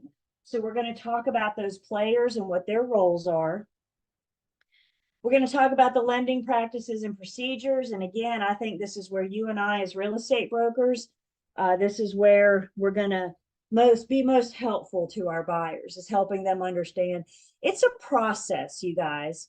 And the lender speaks lender to the buyer, and they may not understand everything that they're hearing. So you and I can definitely help with these practices and procedures. And then there's more math at the end of 15. We're going to teach you guys how to qualify a buyer, and then we're going to find that monthly principal and interest. So let's talk about the finance market. It's a market. Markets fluctuate. There are highs and lows, just like any other kind of market. The financing market is no different. I've mentioned the housing market crash. We're going to talk a little bit more and more about it. It's not a good time. But I will say, from the housing market crash, there were lender laws that came out. Their whole purpose, lenders' laws' whole purpose, are to protect the consumer when they're originating a loan. Prior to the housing market crash, some lenders made it so easy to give out a loan. You didn't really have to do anything. All you had to do was call the lender and say, yeah, this is how much I make, and this is how much debt I have. And some lenders would say, awesome, here's your home loan for the next 30 years. They didn't verify it. They didn't crunch numbers. They just took you at your word. Do we see problems with this? Right? Is everybody truthful and honest about their numbers? No. Not all lenders did that. Not all lenders had that practice, but evidently there were enough. And I swear, before the housing market crash, giving out loans was like giving out candy. You get a loan, you get a loan. Everybody got a loan, and you didn't have to do anything but call and ask. That has stopped. It's now difficult to get a loan, as I think it should be. You're borrowing hundreds of thousands of dollars, and there should be procedures in place. There should be things, and there should also be things in place to protect the consumer from these fraudulent lending practices. So Dodd-Frank got their stuff together. This is more FYI than anything. Give us a little bit of history. And one thing we got from the housing market crash was the CFPB, Consumer Financial Protection Bureau. Their whole point is to protect the consumer. If the consumer feels that their loan origination, if their lending practices aren't on par, then they can file a complaint with the CFPB that will investigate for them. Another thing that came from the housing market crash, we got something called TRID. Now I'm going to define TRID for you on the next slide. TRID came to be in 2015, kind of changed the whole world, the whole way that we do lending. And it wasn't that long ago, was it? I mean, it's really just within the last, 7-8 years. We're going to get more and more on TRID in Unit 21, but just to introduce you to it, TRID is a combination of two acts.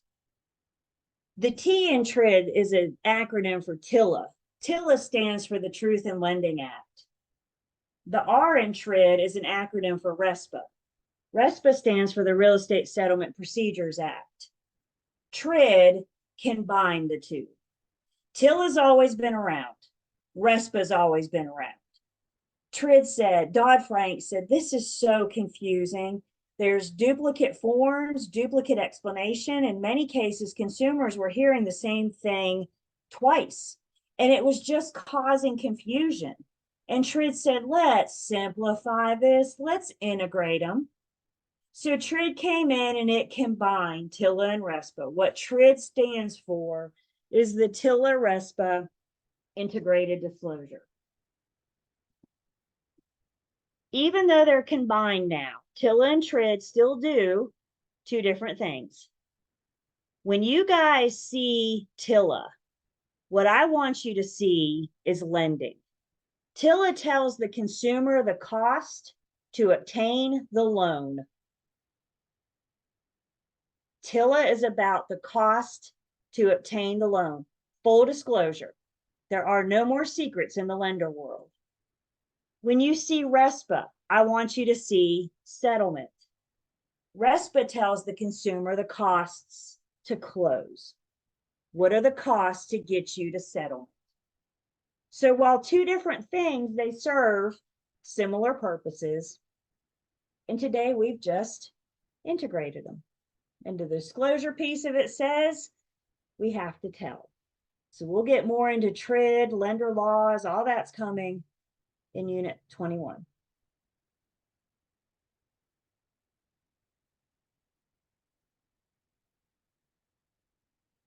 So let's talk about the players. We can kind of think of the players in the lending game, if you will, as three different tiers. Up top, controlling the whole thing are the feds, the Federal Reserve Systems. Feds help regulate the market. They're not trying to control it. Markets need to allow to be flexible, all markets. So they help maintain these changes. We're going to have lows in real estate. The hope is we don't have lows as low as we did in the housing market crash, because the feds have stepped in and hopefully adjusted that. The feds help regulate the supply of money, money going into the economy, money coming out of the economy. They help regulate interest rates. They have certain reserve requirements for banks. Banks are required to keep X amount on hand. So the feds tell the banks those requirements, how much cash on hand should they have. And then the feds will lend money to the lenders. Is the feds lending money for free? No. So they're going to charge our lenders to borrow money to give to us. Again, you guys, our lenders don't have some kind of endless money supply. It's not like they have a tree out back that they can just go pluck $100,000 bill off of and say, here you go buy a house. They got to get that money from somewhere. And one option they have is to get it from the feds, the Federal Reserve System. So that's the top player, the top tier of the lending game. The second tier is the primary mortgage market. This is who you and I talk to when we want to borrow money.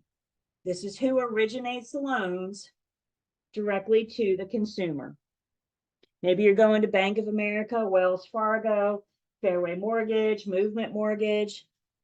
So many out there.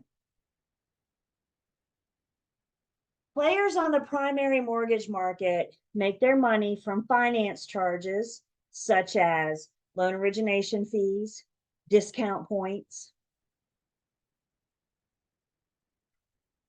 They may also make money from collecting interest payments every month. So you originate a loan for them. Some lenders keep their loans in-house. And when you're making that payment, they keep the interest payment. More lenders sell your loan or service your loan to another lender. And if your lender is selling your loan, if they're servicing your loan to another lender, they're selling it to a player in the third tier, known as the secondary mortgage market. These are the people that buy mortgages, loans, I should say, after they're originated. So now the question comes in, why does the lender sell my loan? Homeowners on the call, I'm just curious, how many of you are still paying the lender that you originated your loan with? When you bought your house, maybe a few of you, most of the times that loan, well, some lenders keep them in-house, but most of the time that sold sometimes before you feel like you get to your home for the first time, huh? I mean, the first piece of mail you may have is, hey, we've sold your loan. Why do they do that? The whole reason they do that is to replenish their funds. So the lenders have this amount of money to lend out, and they give you, and you a loan. I have no more money. I have two choices. I can either wait 30 years for you guys to pay me back, or I can sell those loans to the player on the secondary mortgage market, replenish my funds, and now I can give a loan to you, and you. Understanding this is in the millions, maybe the billions. It's more than 3 borrowers. It might be like 3,000 at a time for something. This is big, big money we're talking about. So if they sell your loan, they're replenishing their funds so they can originate a new loan and keep money flowing in the economy. Real estate is a great source for the economy. Keep that money flowing. And think about the price tags on these houses versus buying a sweater or a pair of jeans, right? Big, big money that all adds up. The players in the secondary mortgage market, you might have heard of some of them. I'd be willing to bet we've all at least heard of Fannie Mae. Anybody heard of old Fannie? Fannie's been around the longest. Fannie's the oldest. Fannie's the hungriest. Fannie will buy them all. She'll buy conventional loans, FHA loans, VA loans. Fannie's not particular.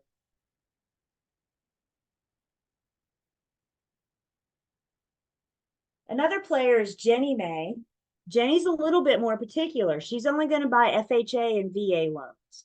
Now, we don't know this yet, but hear me out. FHA loans and VA loans are government-backed loans. I'll talk more about what that means in a second. But I always remember Ginnie buys government. GG. Ginnie buys the government loans.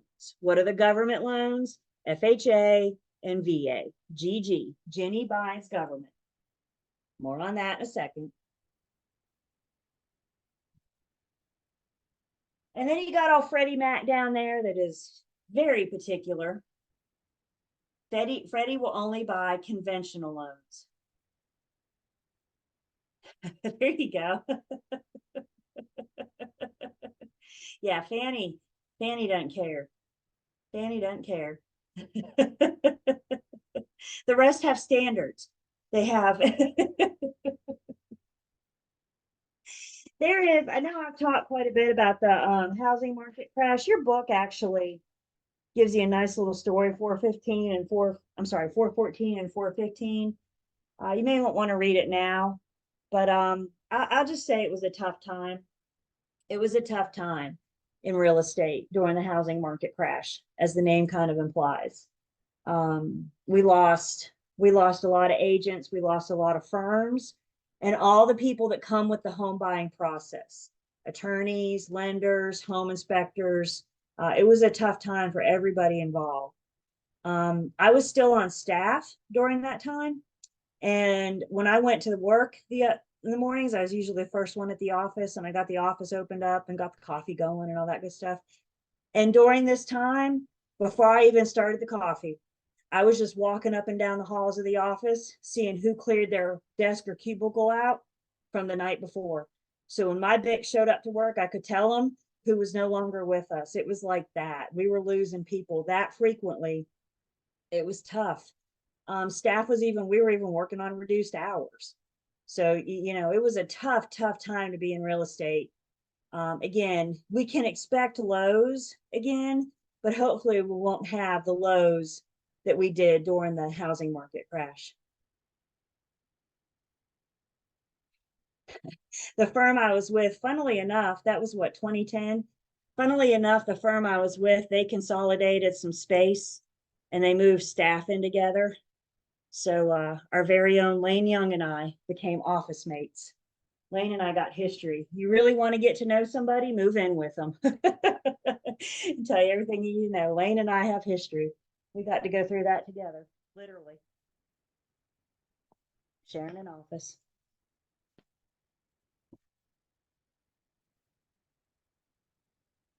So let's talk about these different loan types, several different loan types.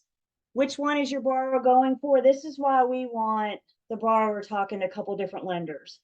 Because remember, they all have a different product. They all have a different interest rate. They all have different options.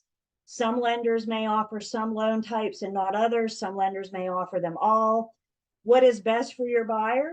Well, that depends on the type of loan, the interest rate, the payment program. That is absolutely a conversation for your buyer to have with the lender, not you and I. But we do need a basic understanding of these different loan types. So first up is a conventional loan. And this is not backed by a government agency. What do I mean by that? In the event of the borrower's default, the lender bears all the risk. If the borrower defaults, the lender doesn't have a safety net. They don't have anybody there to catch them. It is all on them. Conforming conventional loans mean that they conform. Conforming conventional loans can be sold to the secondary mortgage market, Fannie, Freddie, and Ginnie. There's criteria to sell. They're not just going to buy anything. They got to meet a certain standard, a certain criteria. They have to conform. If they're non-conforming loans, then they don't have to meet that criteria. And this is usually going to be a lender that services the loans in-house. In other words, they don't sell them to a player in the secondary mortgage market. Because the lender bears all the risk. If the loan to value ratio on a conventional loan is 80% or more, 80% or more loan to value ratio, the lender may charge private mortgage insurance. It's insurance for them in the event of the borrower's default. They're collecting a little bit of extra money until your loan gets under that 80% mark. Remember, the lower the loan to value ratio, the less risky you are to the lender. So when that gets under that 80% mark, for the most part, lenders will drop that PMI insurance. Remember, their question is, if they stop making the payment, can I sell this house, pay the cost of the sale, and get my money back? And once we dip under that 80%, most lenders feel comfortable that they can get their money back. Prior to that, they want some kind of insurance. And that insurance comes in the tune of PMI, private mortgage insurance. So the home appraised for $100,000. The loan amount is $90,000, which means there's a 90% loan to value ratio. Remember our loan to value ratio, 90,000 divided by 100,000 gives us 90%. So that has our borrower bringing 10% down payment. More than likely, the lender will charge PMI, private mortgage insurance, until that loan drops to below 80%.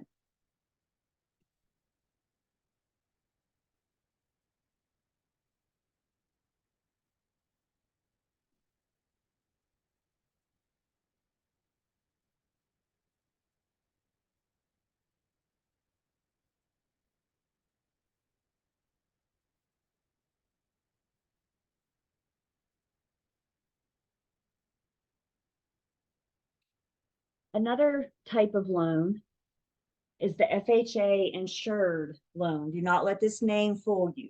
They don't offer insurance at all. They don't require insurance. The FHA insured loan insures the lender in the event of the borrower's default. The government is involved and they are offering a safety net to the lender. If this borrower stops paying, We got you. We are here to catch you. Because the government's involved, criteria for the borrower and the property are a little bit more strict.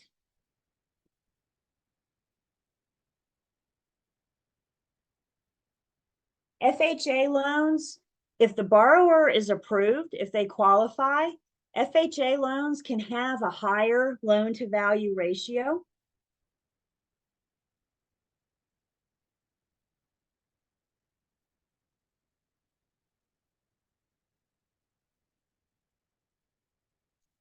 They could have a higher loan to value ratio because they have that safety net. Now, don't write this down, but just as an example, last I saw, if borrowers qualify, they could get a loan to value ratio. Let me make sure I'm seeing that right. Yeah. Of 96.5%, which means the borrower is bringing what? 3.5?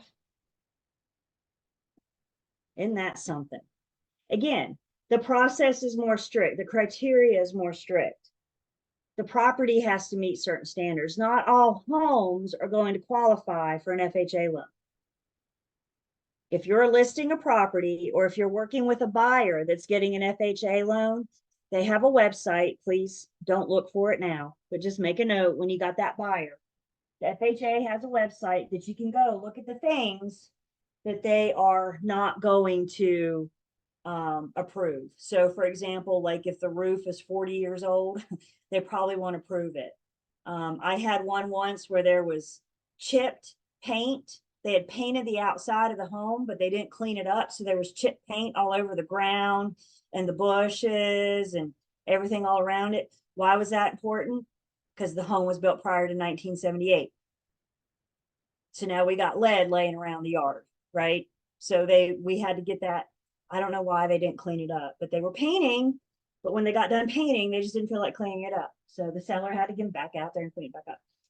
My point is there's stricter criteria for an FHA loan. The borrower does have to have good credit, certain standards. Not necessarily the best of the best, but they do need to, qualify, fall under certain debt to income ratio, credit scores, that kind of thing. So FHA insured loans, yeah, you got to have income, debt, all that's got to shake out. Yep. FHA insured loans, this applies to residential properties, not commercial, but residential properties, 1 to 4 units. So maybe it's a single dwelling, a duplex, a triplex, or a quadplex. The owner has to live in one of the units. So owner occupancy required. FHA loans may charge a one-time fee known as a mortgage insurance premium or a MIP. It's a one-time fee charged at closing. The property has to be approved by an FHA appraiser. That appraiser told on us there's chip paint in the bushes and on the ground. Tattletale. They cannot charge prepayment penalties. And FHA loans are assumable, which means the buyer could purchase the property and assume the seller's loan, take over the seller's loan. They still have to be approved. They have to qualify. This doesn't just happen automatically.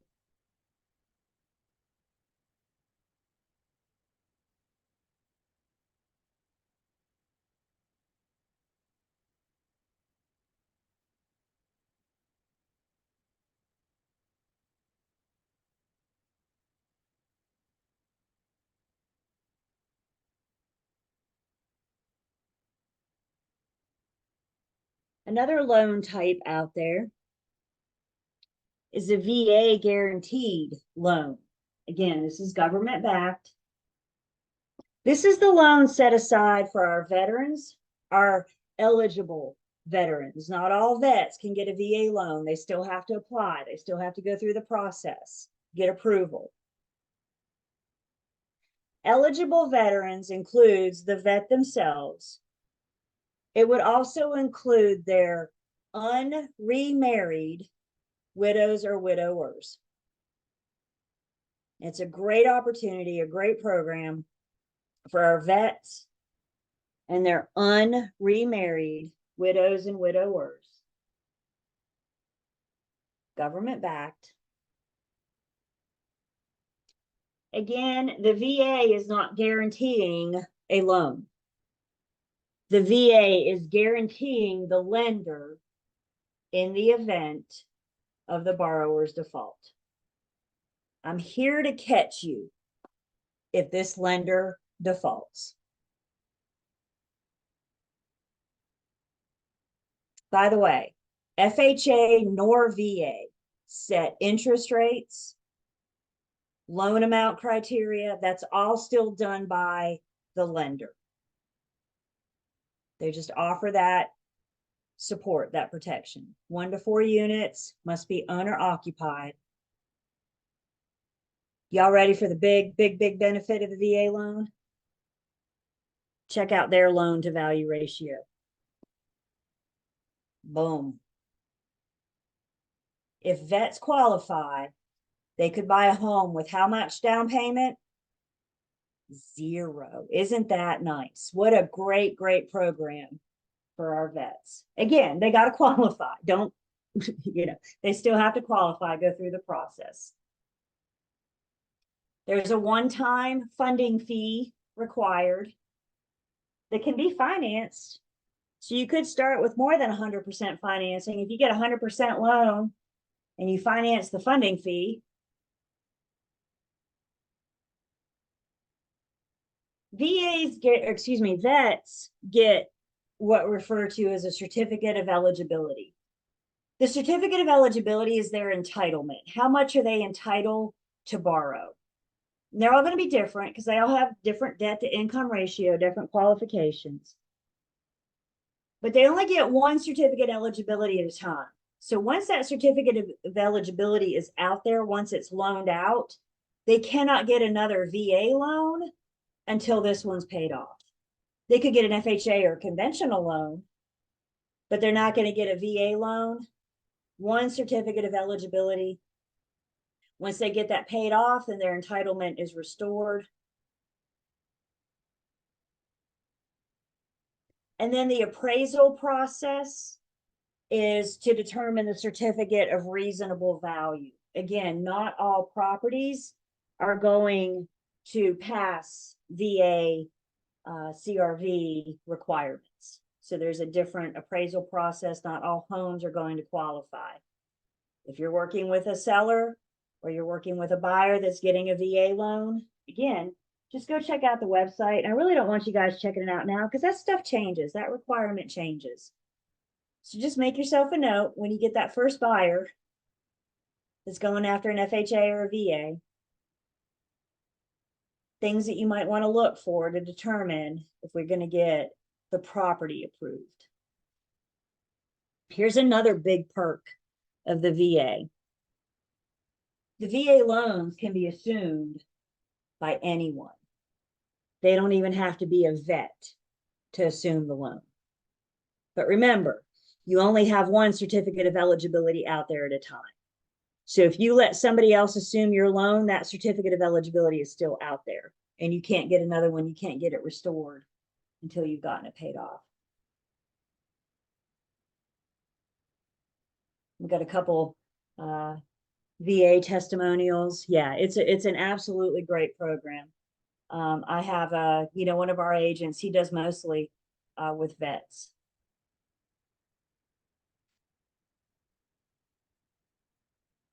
And again, no prepayment penalties. The government is guaranteeing the lender in the event of the borrower's default. They're offering a safety net. That's the only way that the VA can offer 100% financing. Does that make sense? Because they have that safety net. They have that backing. In the event of the borrower's default, I'm here to catch you. And I hate to say it, I don't mean this to sound bad, but because the government's involved now with FHA and VA, there's some stricter processes.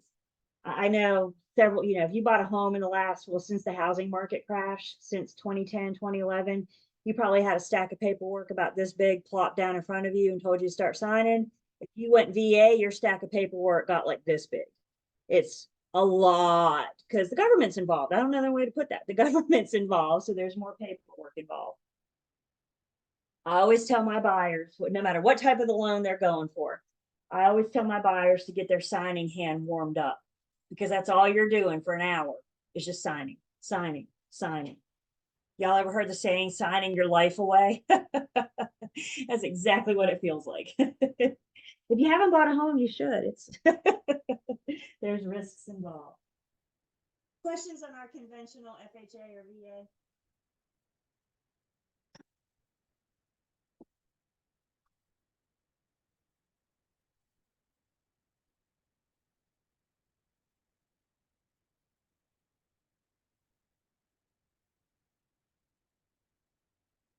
Don't know about the 2 years. Yeah, somebody's asking me about my flipper guy. Remember I told you guys a story that FHA has a requirement that the owner has to own the property for 90 days before they can sell it. And we went under contract on day 89. The lender said, we got to wait because the underwriter, the FHA approval is going to kick this back because they didn't own it for 90 days. I'm not sure about that 2 years, but yeah, that's what I got hit with. That's an FHA thing. I learned the hard way. Now I know. How long do you have to live in the property? For as long as you have the loan. So FHA and VA, I think you check a box that says, I'm going to live there, owner occupied. So you can't get an FHA loan and then try to rent it. Can't get a VA loan and try to rent it. This is for the individual.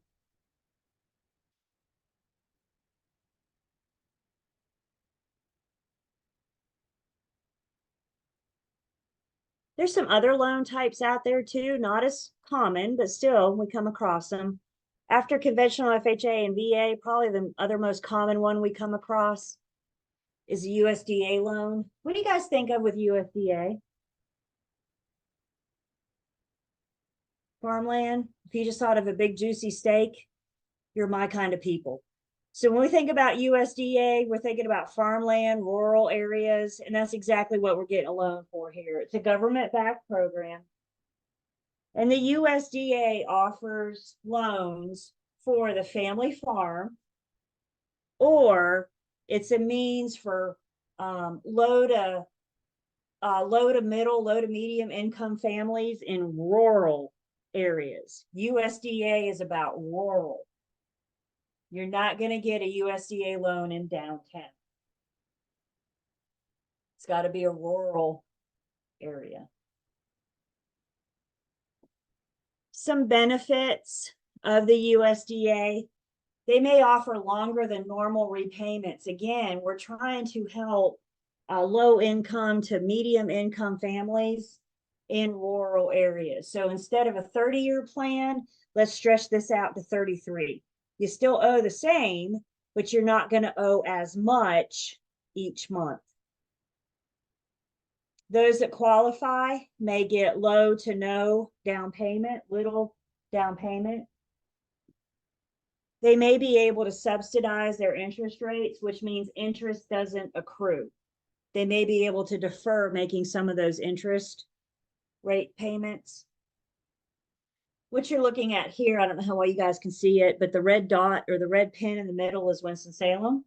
Everything in the yellow does not qualify for a USDA. It's based on population. And this changes. At the very top up here is Rural Hall, which is no longer rural enough for USDA. Rural Hall's gotten really big. Tobaccoville still may qualify, Belews Creek. Again, when you're working with a buyer that's going after a USDA loan, you can go to the website, type in an address, and it'll pull a map up, tell you right then and there if it will qualify. If it doesn't, then don't spend your time showing that property because we know we're not going to get approval. And the map changes as populations change. I'm sure once upon a time ago, Rural Hall was rural. Say that twice, but it's not anymore. So the eligibility requirements, rural area, helps provide families, low-income families with safe and decent housing. May also help families that may not qualify for FHA, VA, for example.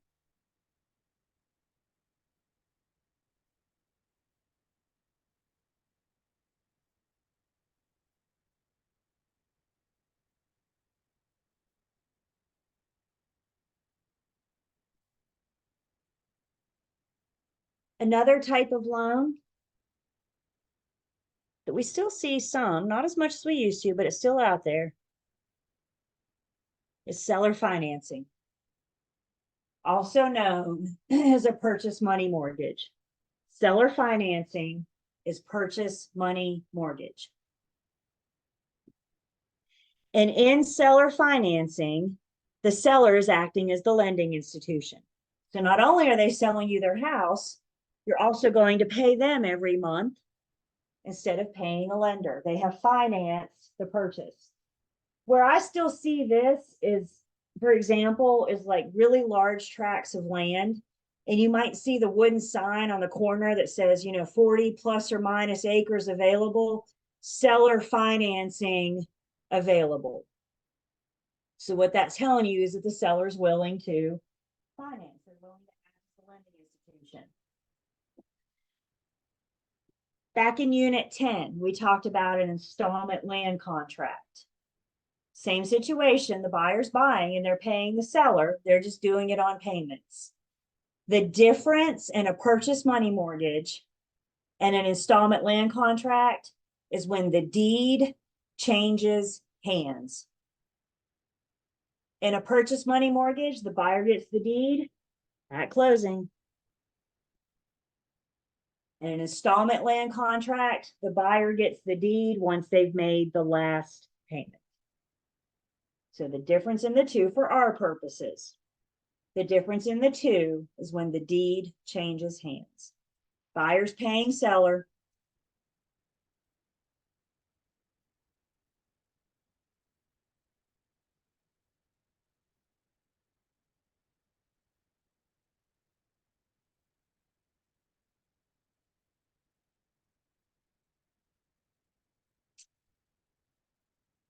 Questions?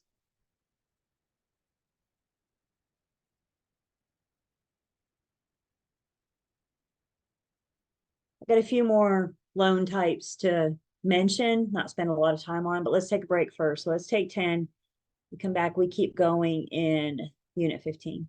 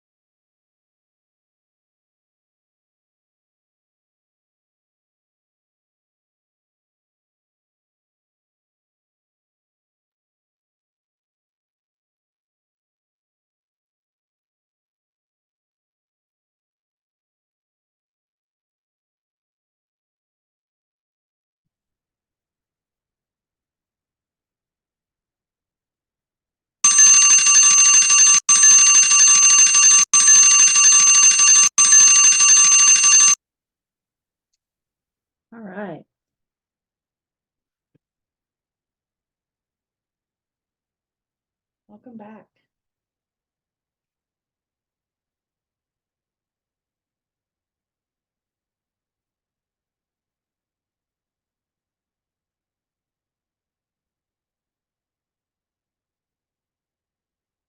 I am taking attendance.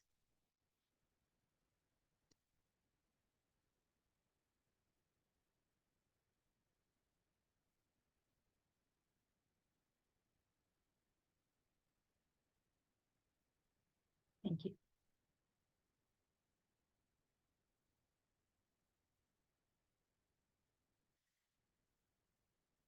The last little piece of this section is just very briefly going over other loan types, all Green Star, to have the most basic of basic understanding.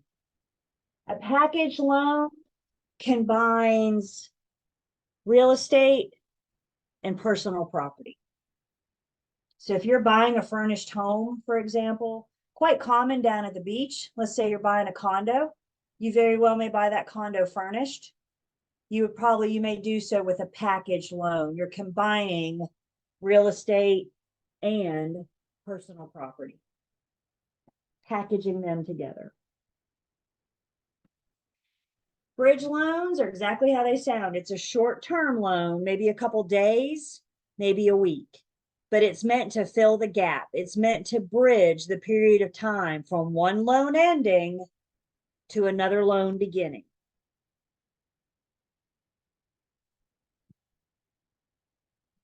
Blanket mortgages are used when you're buying more than one parcel of land. So think about a developer that might buy 5 parcels on the street, combine them, subdivide them, and build on them. They may buy the property with a blanket mortgage. You're covering more than one parcel of land. An open-ended mortgage or an open-end mortgage is like a line of credit, borrowing on your property. You're using your existing home as collateral.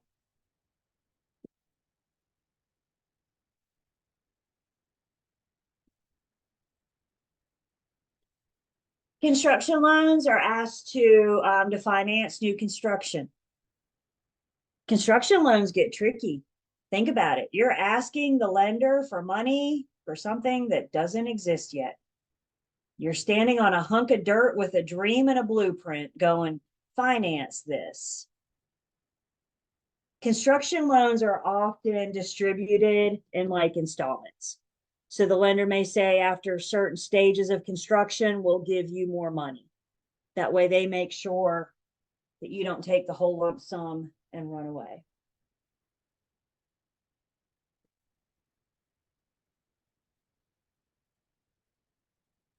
Buy down loans are another way to lower your interest rate. These could offset the interest rate at the beginning. It kind of be in addition to that loan if the lender offers. Home equity loans are also secured by the residents. We're also using the property as collateral. The difference in home equity loans and open-end mortgages is generally what they're used for. A lot of times home equity loans are used to pay off or consolidate major debt. So maybe you have some very large medical bills. You want help for paying those. You may want to consider a home equity loan buying against your property. And then a reverse mortgage, again, exactly how it sounds. Instead of you paying the lender's paying you. You have equity in the home. You about have this thing paid off. Remember those people that keeps homes for 30 years? Either it's paid off or it is at the end of the term. Think of reverse mortgages for seniors. They've lived in their home for 30 years. They've gotten it paid off. Instead of selling the home and taking it in one lump sum, they could have equity payments coming into them from the lender. It could help supplement their Medicare, Social Security, etc. Let your home work for you. And that's what's going on in a reverse mortgage. But the key is you got to have equity. You got to have money into it. So again, mostly for seniors. I don't know if you guys seen these commercials, but Tom Selleck is the new voice of reverse mortgages. If that doesn't make you feel old, he's one of those that all of us, I'm looking at the generations in the room. We all got something with Tom Selleck, don't we? Magnum PI, Richard Burke, what's his Blue Buds character? You know, he's one of the ones that spans across all the generation. And now he's promoting reverse mortgages to make us all feel old.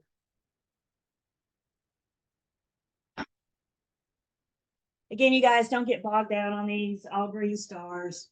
Basic understanding. I would imagine if you got a question on these, they're going to give you a scenario, and then they're going to give you one of 4 of these and say which type of loan would this be best for. And it really wouldn't, I wouldn't think it'd be fair to put open end and home equity as the same options, because they pretty much do the same thing.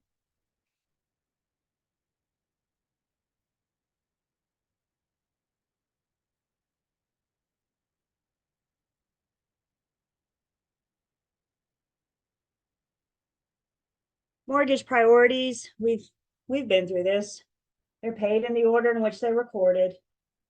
Your first mortgage, the mortgage you used when you bought your home, is your senior mortgage. And they're going to get paid first because the closing attorney, they record the new deed for the buyer. And then in the very next breath, they record the deed of trust on behalf of the lender. So that's your senior mortgage. All other mortgages after that are your junior mortgages. Your second mortgage, your third mortgage, they're all junior mortgages. They're all paid in the order in which they're recorded. So your senior mortgage is going to get paid first, just because it was recorded first. Let's talk about the subordination agreement. If you subordinate, you place yourself in a lower ranking. So when this would kick in, let's say you originate your loan and you get your senior mortgage the day you buy your house, you get your senior mortgage, and then somewhere down the road, you need money for something. So you get another mortgage and you have a junior mortgage. Who's getting paid first? The senior mortgage, because they're recorded first. Everybody with me? We're old hats at that now, aren't we? Where the subordination agreement would kick in, let's say somewhere down the road later, you decide you want to refinance your senior loan. You want to redo your senior loan. Maybe the interest rate was 2 point something and you want to take advantage of that. When they refinance, when they redo, that places them lower down the timeline. Senior mortgages probably won't agree to refinance if the junior mortgage doesn't agree to subordinate. If the junior mortgage doesn't agree to still be paid after the newly refinanced senior loan. If they say no, you're not going to get approval for that refinance because the senior wants to make sure that they're paid first. So in order for that refinance to happen, the junior loan would have to subordinate. They would have to agree to stay under the senior, to get paid under the senior loan.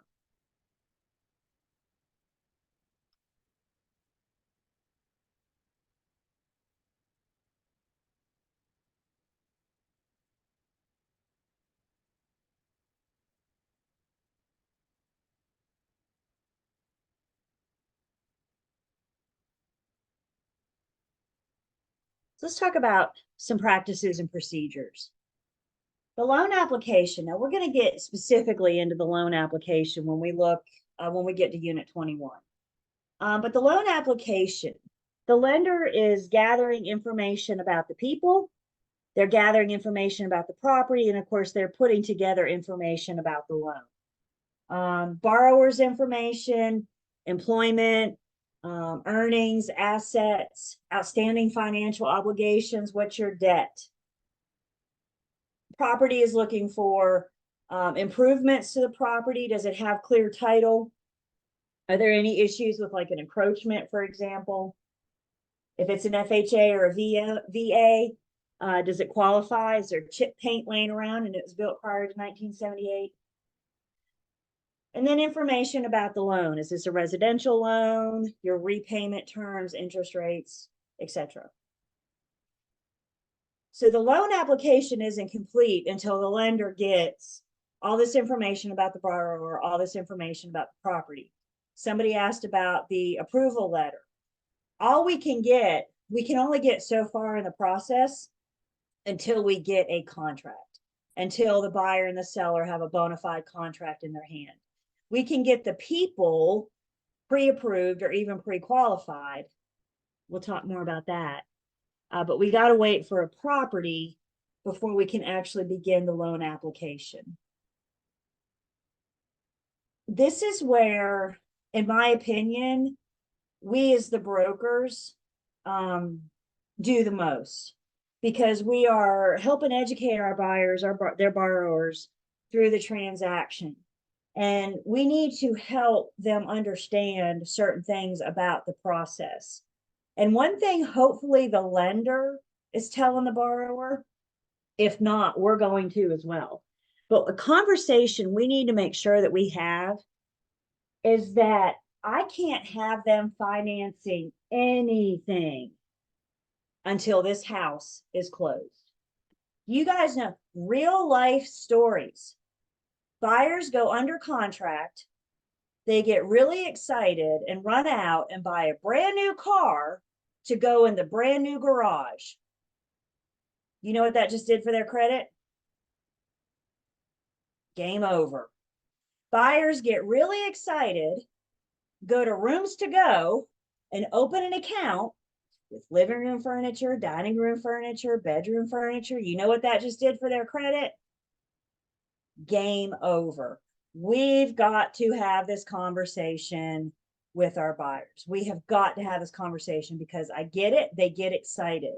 But here's the deal, you guys. Lenders, we go under contract, they start the loan approval process. And lenders imagine like a snapshot of your credit. Chicka, this is what your credit looks like today.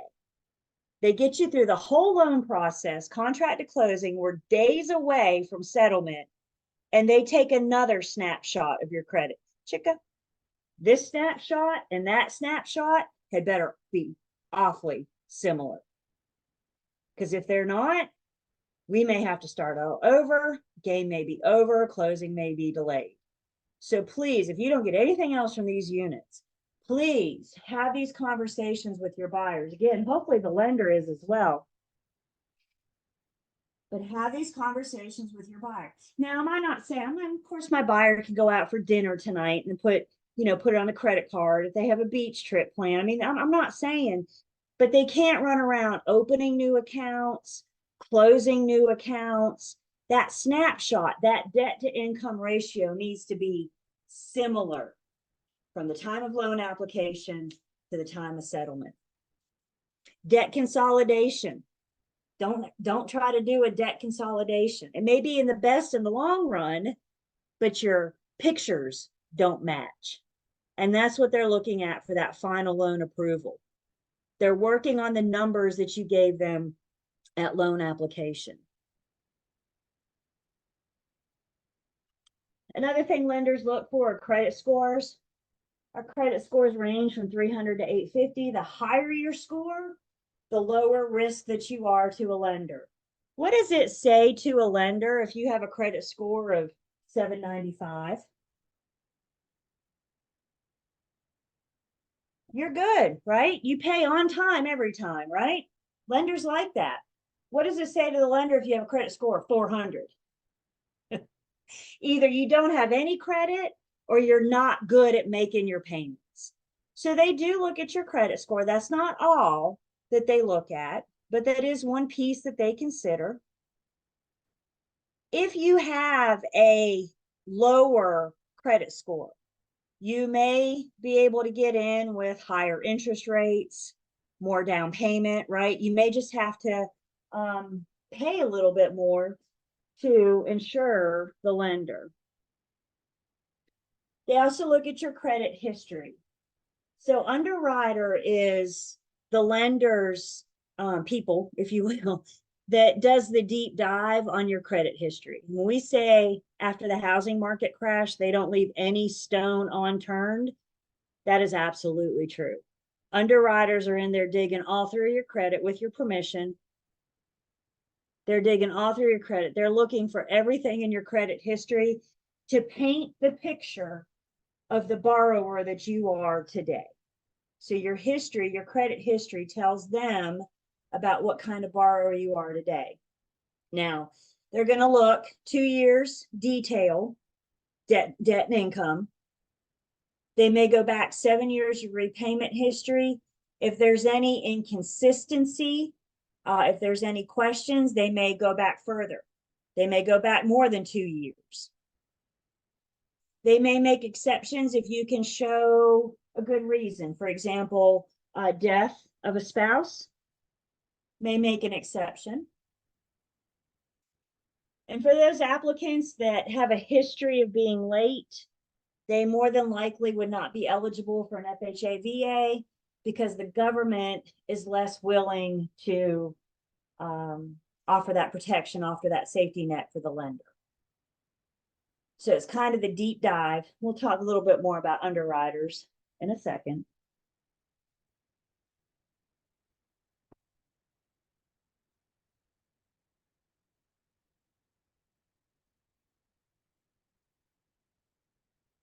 At some point during the loan application process, we have to lock in the interest rate. Now, the lender will discuss this with the buyer, with the borrower. So they have to lock in that interest rate. Once that interest rate is locked in, that is yours for the life of the loan. If you lock in today at 4.5%, tomorrow it goes down to 4%, you're locked in at 4.5%. But if you lock in today at 4.5%, tomorrow it goes up to 5%, you're locked in at 4.5%. So at some point, those are really big dips. I know you're not going to see that kind of change in a day, but we get the idea, right? Once you're locked in, that interest rate keeps fluctuating, but once you're locked in, you're in.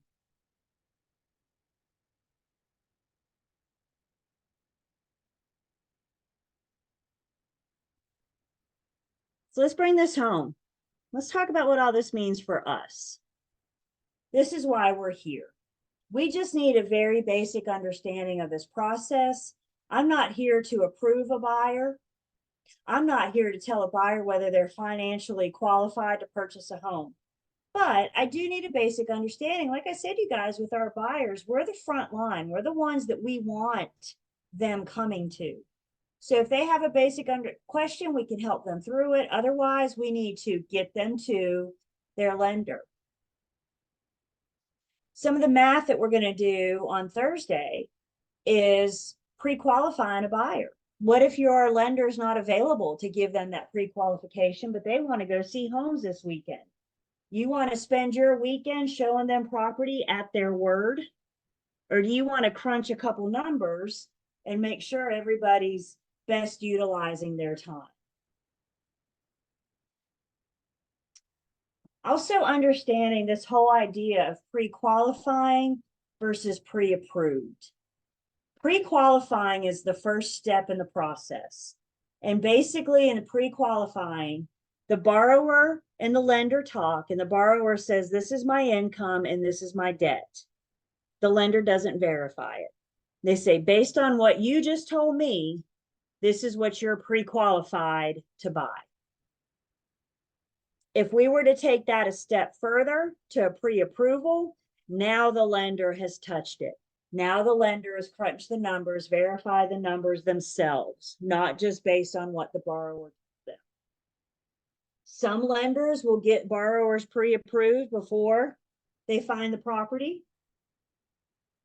Others will say, no, all we do is a pre-qualification. We only go so far in the process until you do your part and contract to purchase the property.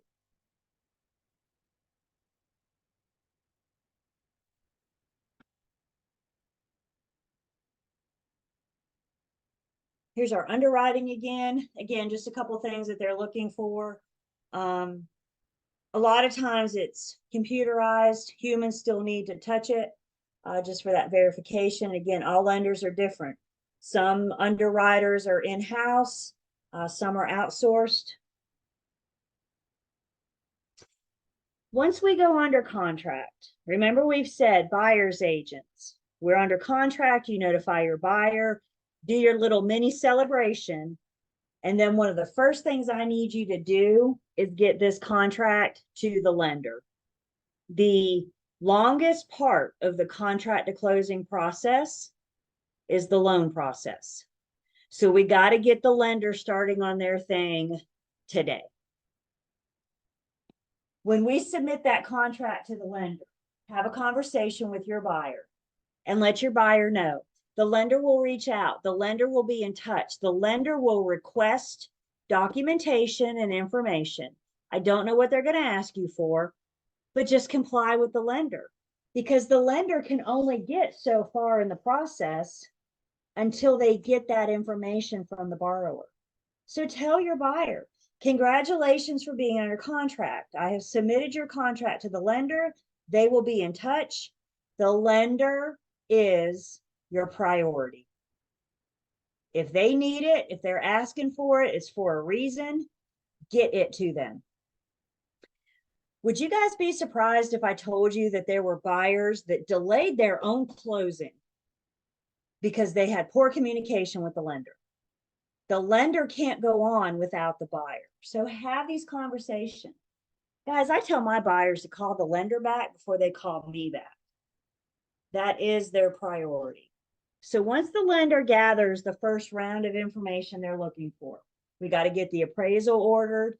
We got to get the documentation from the buyers that they're requesting. All lenders are different.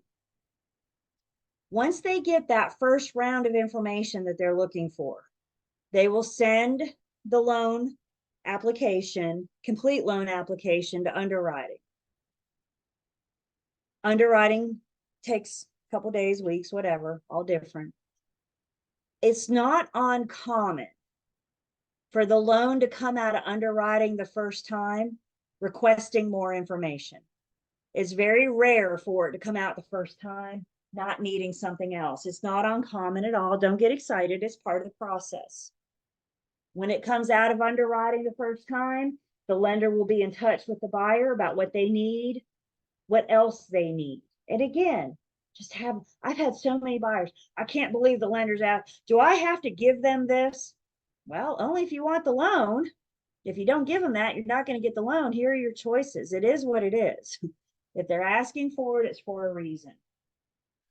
When it comes out of underwriting the first time, generally what we have is a pretty good idea of whether or not we're going to get loan approval. If it doesn't look good, they're probably not asking for additional information. If there's a chance, if there's a shot, then they're going to ask for whatever it is they need to ask for, whatever they need, so we can send it through underwriting again. Hopefully by the time it comes out of underwriting the second time, we have our loan approval. Here's the kicker though. It's very, very rare that we get final loan approval from underwriting while we're still in due diligence. Usually what we get during due diligence, if we can make it happen, what we try to do is get this loan out of underwriting for the first time with a pretty good idea. And if the lender says it looks good, we just need this, this, and this, the buyer has a decision to make. Do I move forward after due diligence and risk losing my earnest money? Or do I terminate now and get my money back? They have a decision to make. In all my years, I've only known one buyer to get loan approval while we were still in due diligence. So we need to get the buyer working on this, get this through the first round of underwriting, so we have that pretty good idea while we're still in due diligence to see if this is going to happen, to make sure that this thing is going to happen.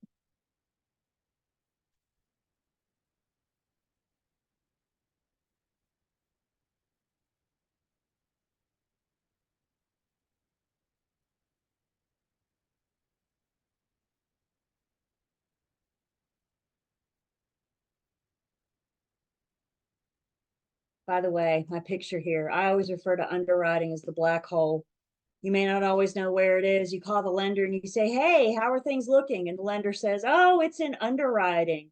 And I always think, where is that? Can I go see them? Can I talk to them?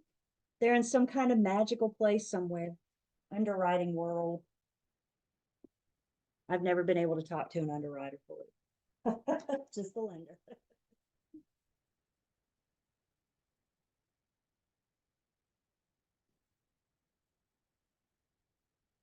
Lenders look at qualifying ratios. Don't write these down.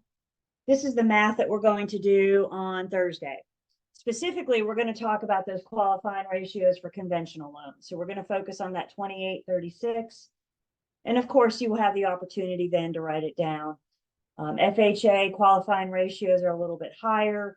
VA doesn't use the ratio, they just use one number. But again, what we need to worry about, what we need to be aware of is qualifying a buyer using the qualifying ratios of 28-36%. So we will talk about that on Thursday, what all that means and what that looks like.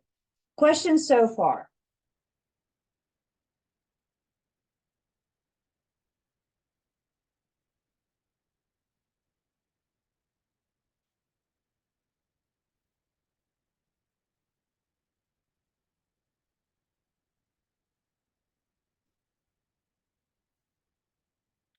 So let's talk a little bit more about TILA. TILA is the T in TRID. TRID is the acronym of all acronyms, isn't it? It's got two acronyms within the acronym. So the T in TRID is an acronym for TILA. TILA stands for the Truth in Lending Act. When you see TILA, see the word lending. We're telling the consumers the cost to obtain the loan. TILA is also known as Regulation Z. You need to know that TILA is known as Regulation Z.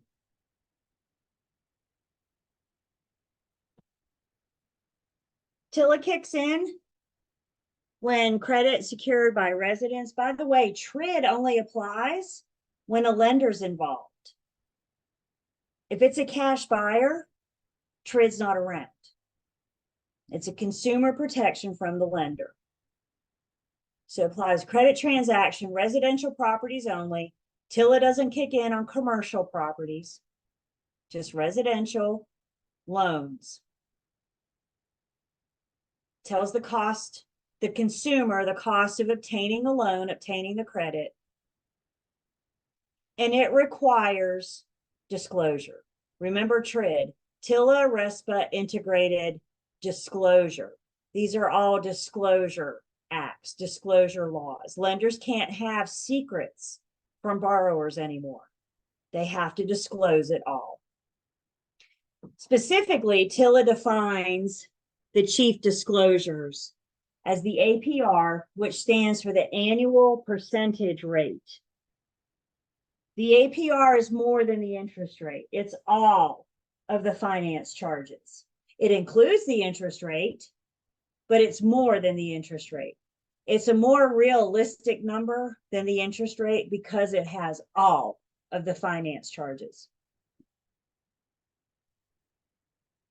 Another chief disclosure, as you can see, that must be on the loan estimate, more on the loan estimate in Unit 21. All financing charges that are associated with the loan need to be disclosed. So the application fees, credit report fees, loan origination fees, all those need to be disclosed. TILA requires the loan application to include the number of payments. Are there 360 or 180? And the amount of each payment. What is that monthly payment?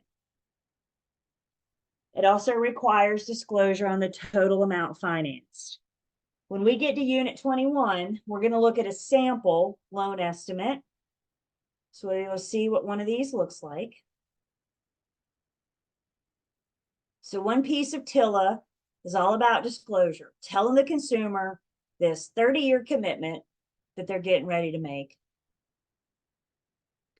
Another big thing that TILA does is it regulates how lenders advertise loans. Loans are not a one size fits all product. Every single one of us on this call has a different credit history, credit score, credit status. And the lenders need to be careful how they advertise these loan products. They cannot advertise them in a way that they imply that this is a one size fits all product, because they're all going to be different based on our numbers. If we really wanted to have fun tomorrow, we could all, there's 48 of us on here, we could all call the same lender and apply for the same loan, home loan. Doesn't that sound like a lot of fun? And I guarantee you, if we all did that tomorrow, we would all walk away with different terms. We would all have a different interest rate. We would all have a different monthly payment, because we're all different credit-wise. So Trutilla says lenders can't advertise these one size fits all. And how they avoid that is they say, or how they address that is they say lenders can't advertise loans using trigger terms. A trigger term is a specific number about the loan. We're going to look at some examples in a second. If they do advertise a trigger term, then they got to disclose all of the terms. So for example, if they say 0 down payment, the implication there is that all of us could get a home loan with bringing how much to the table? 0. Doesn't matter what your history is, your credit score, they're saying 0 down payment. Do we hear the difference in 0 down payment versus low down payment? Low is a lot more general. Low is not specific. 0 is pretty specific. So if they do say 0, then what they're saying is this is a one size fits all loan, and they have to disclose all of the terms. So specifically, trigger terms are numbers about the loan, the amount of the down payment, the amount of the payment, the number of payments, the term, the period of repayment, and the finance charge. Again, we'll look at examples in just a second. The point is that their advertising needs to be generic. And how we keep it generic is by avoiding using specific terms in an ad, trigger terms in an ad.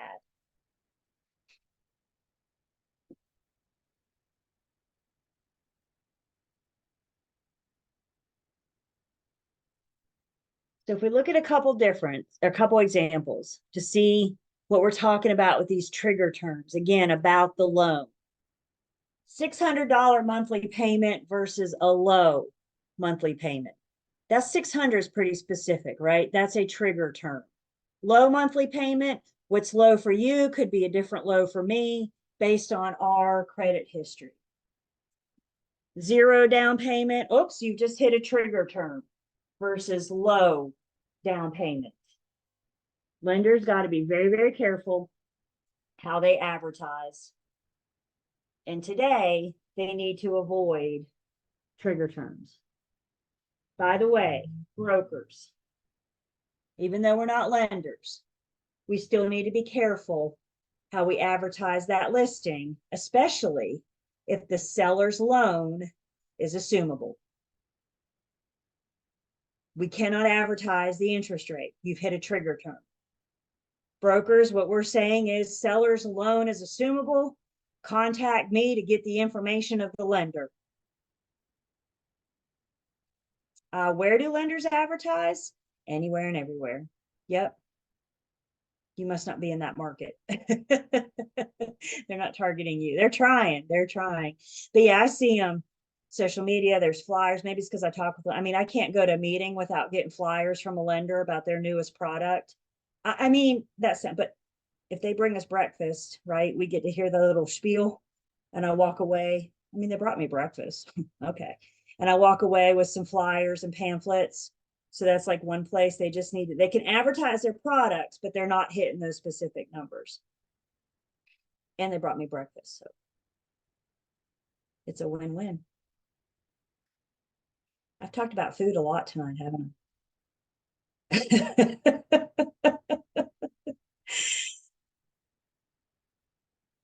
And hear me, you guys. This is so important because I know you guys, and you see a test question, you see a number, and you get super excited and be like, ah, there's a number, trigger term. Stop. I need you to ask yourself, is it about the loan? Is the list price about the loan? No, that's just what the seller's advertising the home for sale. Are HOA dues about the loan? No. So what I need you to do when you're when you're reading that test question and you see a number, stop and ask yourself, is this number about the loan?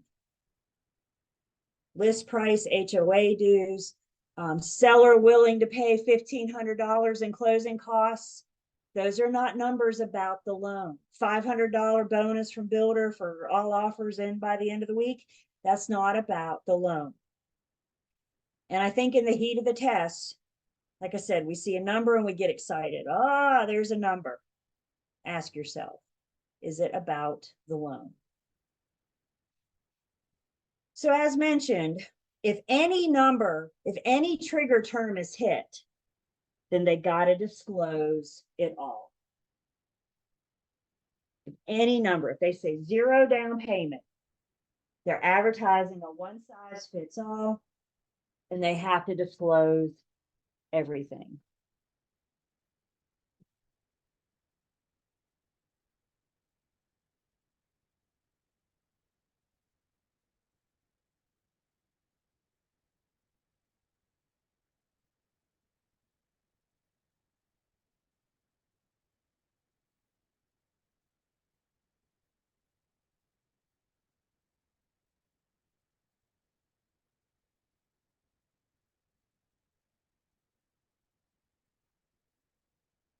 Rocket Mortgage, they're a lender. I see they have commercials on TV a lot. You guys see commercials for Rocket Mortgage? You got me thinking now.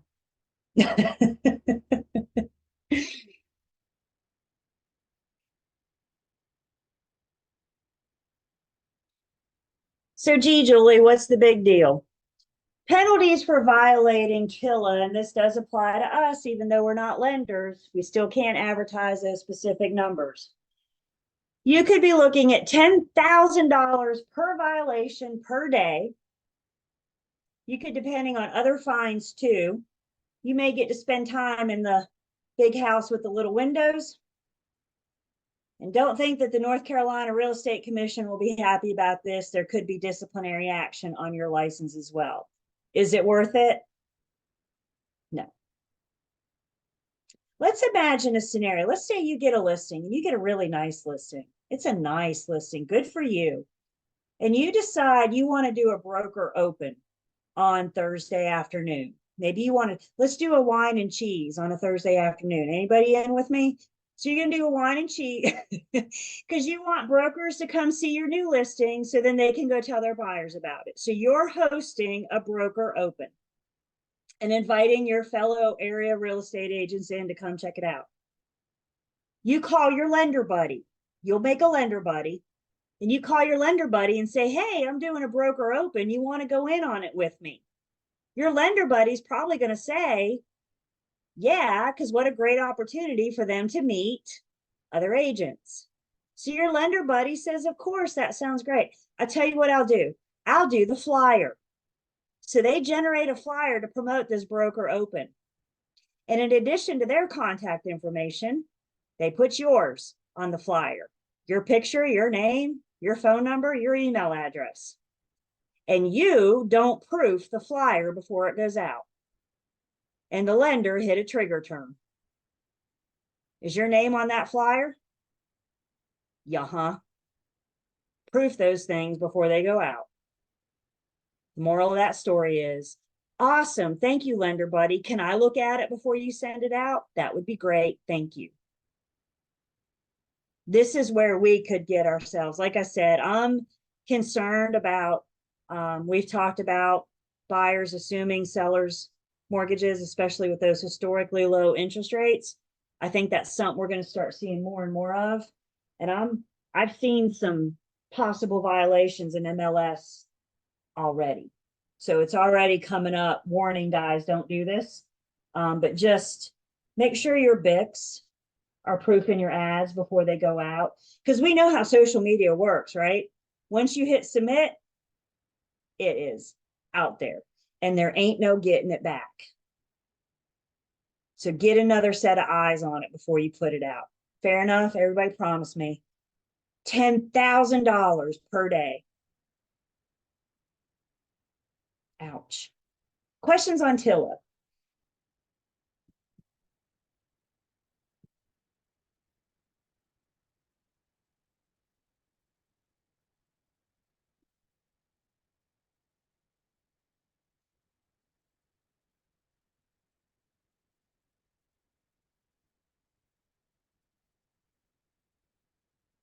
Couple other lender laws. We have fair housing. They too have lender laws to protect protected classes. The lenders protected classes are similar, but a little bit different than our protected classes. We will look at our protected classes in Unit 19. We also have a nice side-by-side comparison of our protected classes to the lenders protected classes. So we'll see this again. The lenders protected classes, they cannot discriminate against an applicant based on the applicant's race, color, religion, national origin, sex, marital status, age, or dependency on public assistance. Age. The little asterisk is there because the applicant has to at least be 18 years old. A minor can't apply for a home to buy a home. Who this is protecting, if the 90-year-old walks into a bank and applies for a 30-year mortgage, I'll let you do that math. They can't be denied that 30-year loan because of their age. So the applicant needs to at least be 18. If for whatever reason, this applicant isn't going to get loan approval, the Federal Equal Credit Opportunity Act requires the lender to inform the applicant in writing within 30 days why they're not getting that credit, why that credit was denied. And the reason why had better not be because of they're a member of one of the protected classes. If they're not getting that credit, if they're not getting that loan, it's coming down to their debt to income ratio doesn't work out. So again, we'll see this again, do a nice side-by-side comparison. Ours are similar, but a little bit different.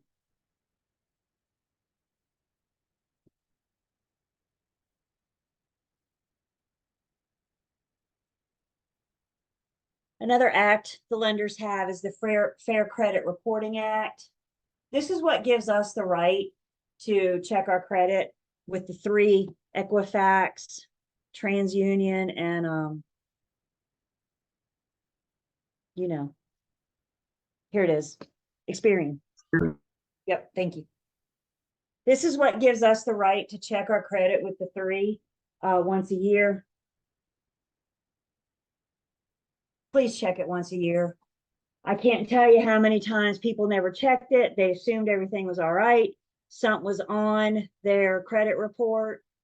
Maybe somebody scammed them and they opened a card on the kid or something using the kid's name, social security number. Somehow they got scammed. They didn't know they had an issue with their credit report until they were applying for a home loan. So keep your eye on that. And if you do find something, you have the right to get it fixed. The information on a credit report goes back 7 years. Bankruptcy stays on you a little bit longer. How do I feel about Credit Karma? I think they're just as good as any others, in my honest opinion. I do mine in January. New year, new credit report. That's how I remember that. Just make sure, again, I'd rather know now to get it fixed before I go for any kind of loan, home loan, car loan. So keep your eye on that once a year. And we have the right to do that.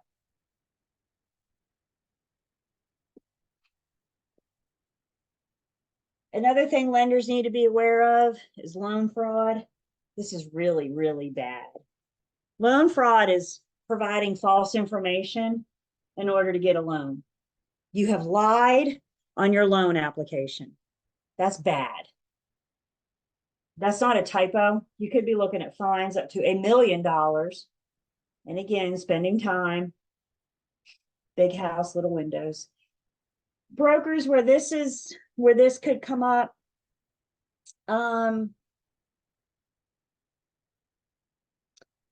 We hear a lot of conversations with our buyers. We may hear a conversation between buyer and mom and dad about how they're going to maybe, remember earlier tonight we started, our appraised amount was less than our sales price, and the buyer's got to come up with $3,000 somewhere to make the difference. What a way to bookmark this class tonight. So going back to what we talked about at the beginning, the buyer's got to come up with the difference, right? If the seller's not willing to come off the purchase price, the buyer's got to come up with the difference. They probably won't be able to get a loan for that difference because they're trying to get a loan to buy the house. And that includes a loan from a private source. And an example of a loan from a private source is the bank of mom and dad. Mom and dad might be able to gift it, but they may not be able to lend it. What's the difference? If they lend it, they expect to get it back. If they gift it, they expect not to get it back. And if they're going to gift it, the lender's going to make mom and dad sign something saying this is a gift. If mom and dad lie, they've committed loan fraud.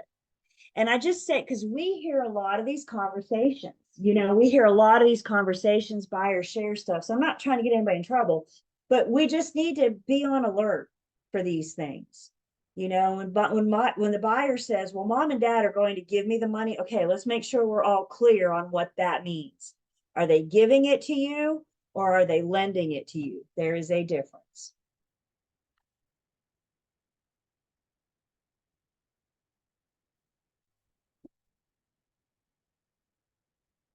And then let's see, North Carolina Predatory Lending Act. Lenders have lots of laws and acts as well as we do. This is consumer protection. This is all this is, trying to protect those shady lenders from taking advantage of the borrowers. So the Predatory Lending Act may put restrictions or limitations on the loans, revise allowable fees, prohibit unfair or deceptive lender practices. And the big thing about this, I say new, but this consumer protection is helping to educate the consumer, help them understanding that 30-year commitment or 15-year commitment they're getting ready to make. Best way to protect a consumer is to educate them.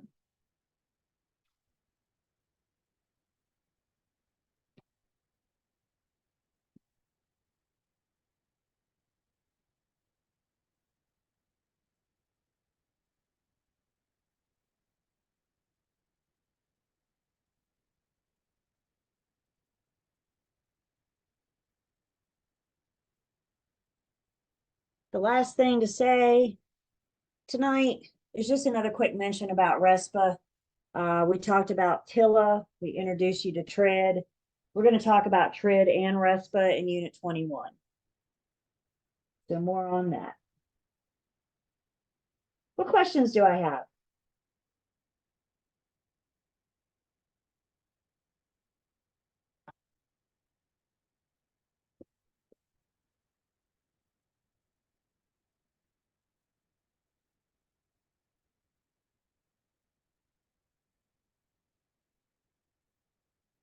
So Thursday, come prepared to do math. We got to start Thursday with some math. We got 2 pieces of math in Unit 15, and then we'll be done with financing.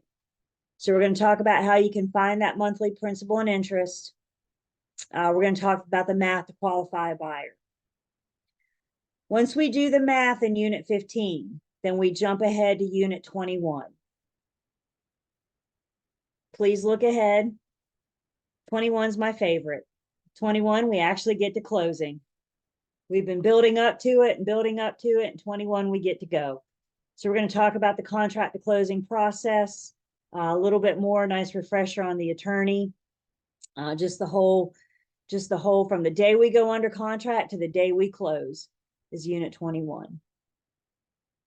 Also in 21, we will not get to the math in 21 on Thursday, but we'll have it to look forward to the first of next week. And that's our, how much does the buyer have to bring to closing? So we got to look at all the buyer's debits. We've talked about a few of those. We got to look at all the buyer's credits. And ultimately, we got to figure out debits minus credits tells us how much the buyer owes. So there's some big math coming up, you guys. Math tomorrow, math again next week.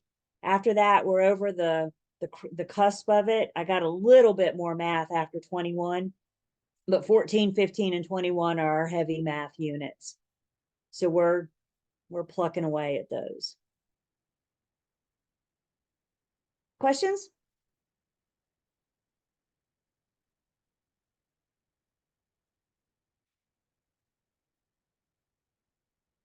All right, that's all I got. Y'all have a great night. Everybody enjoy your Valentine's Day tomorrow, your Hallmark holiday. And we will see you guys on when? Thursday. Is that right? Yeah. Whenever my calendar tells me to be here again. That's what I do. Good night.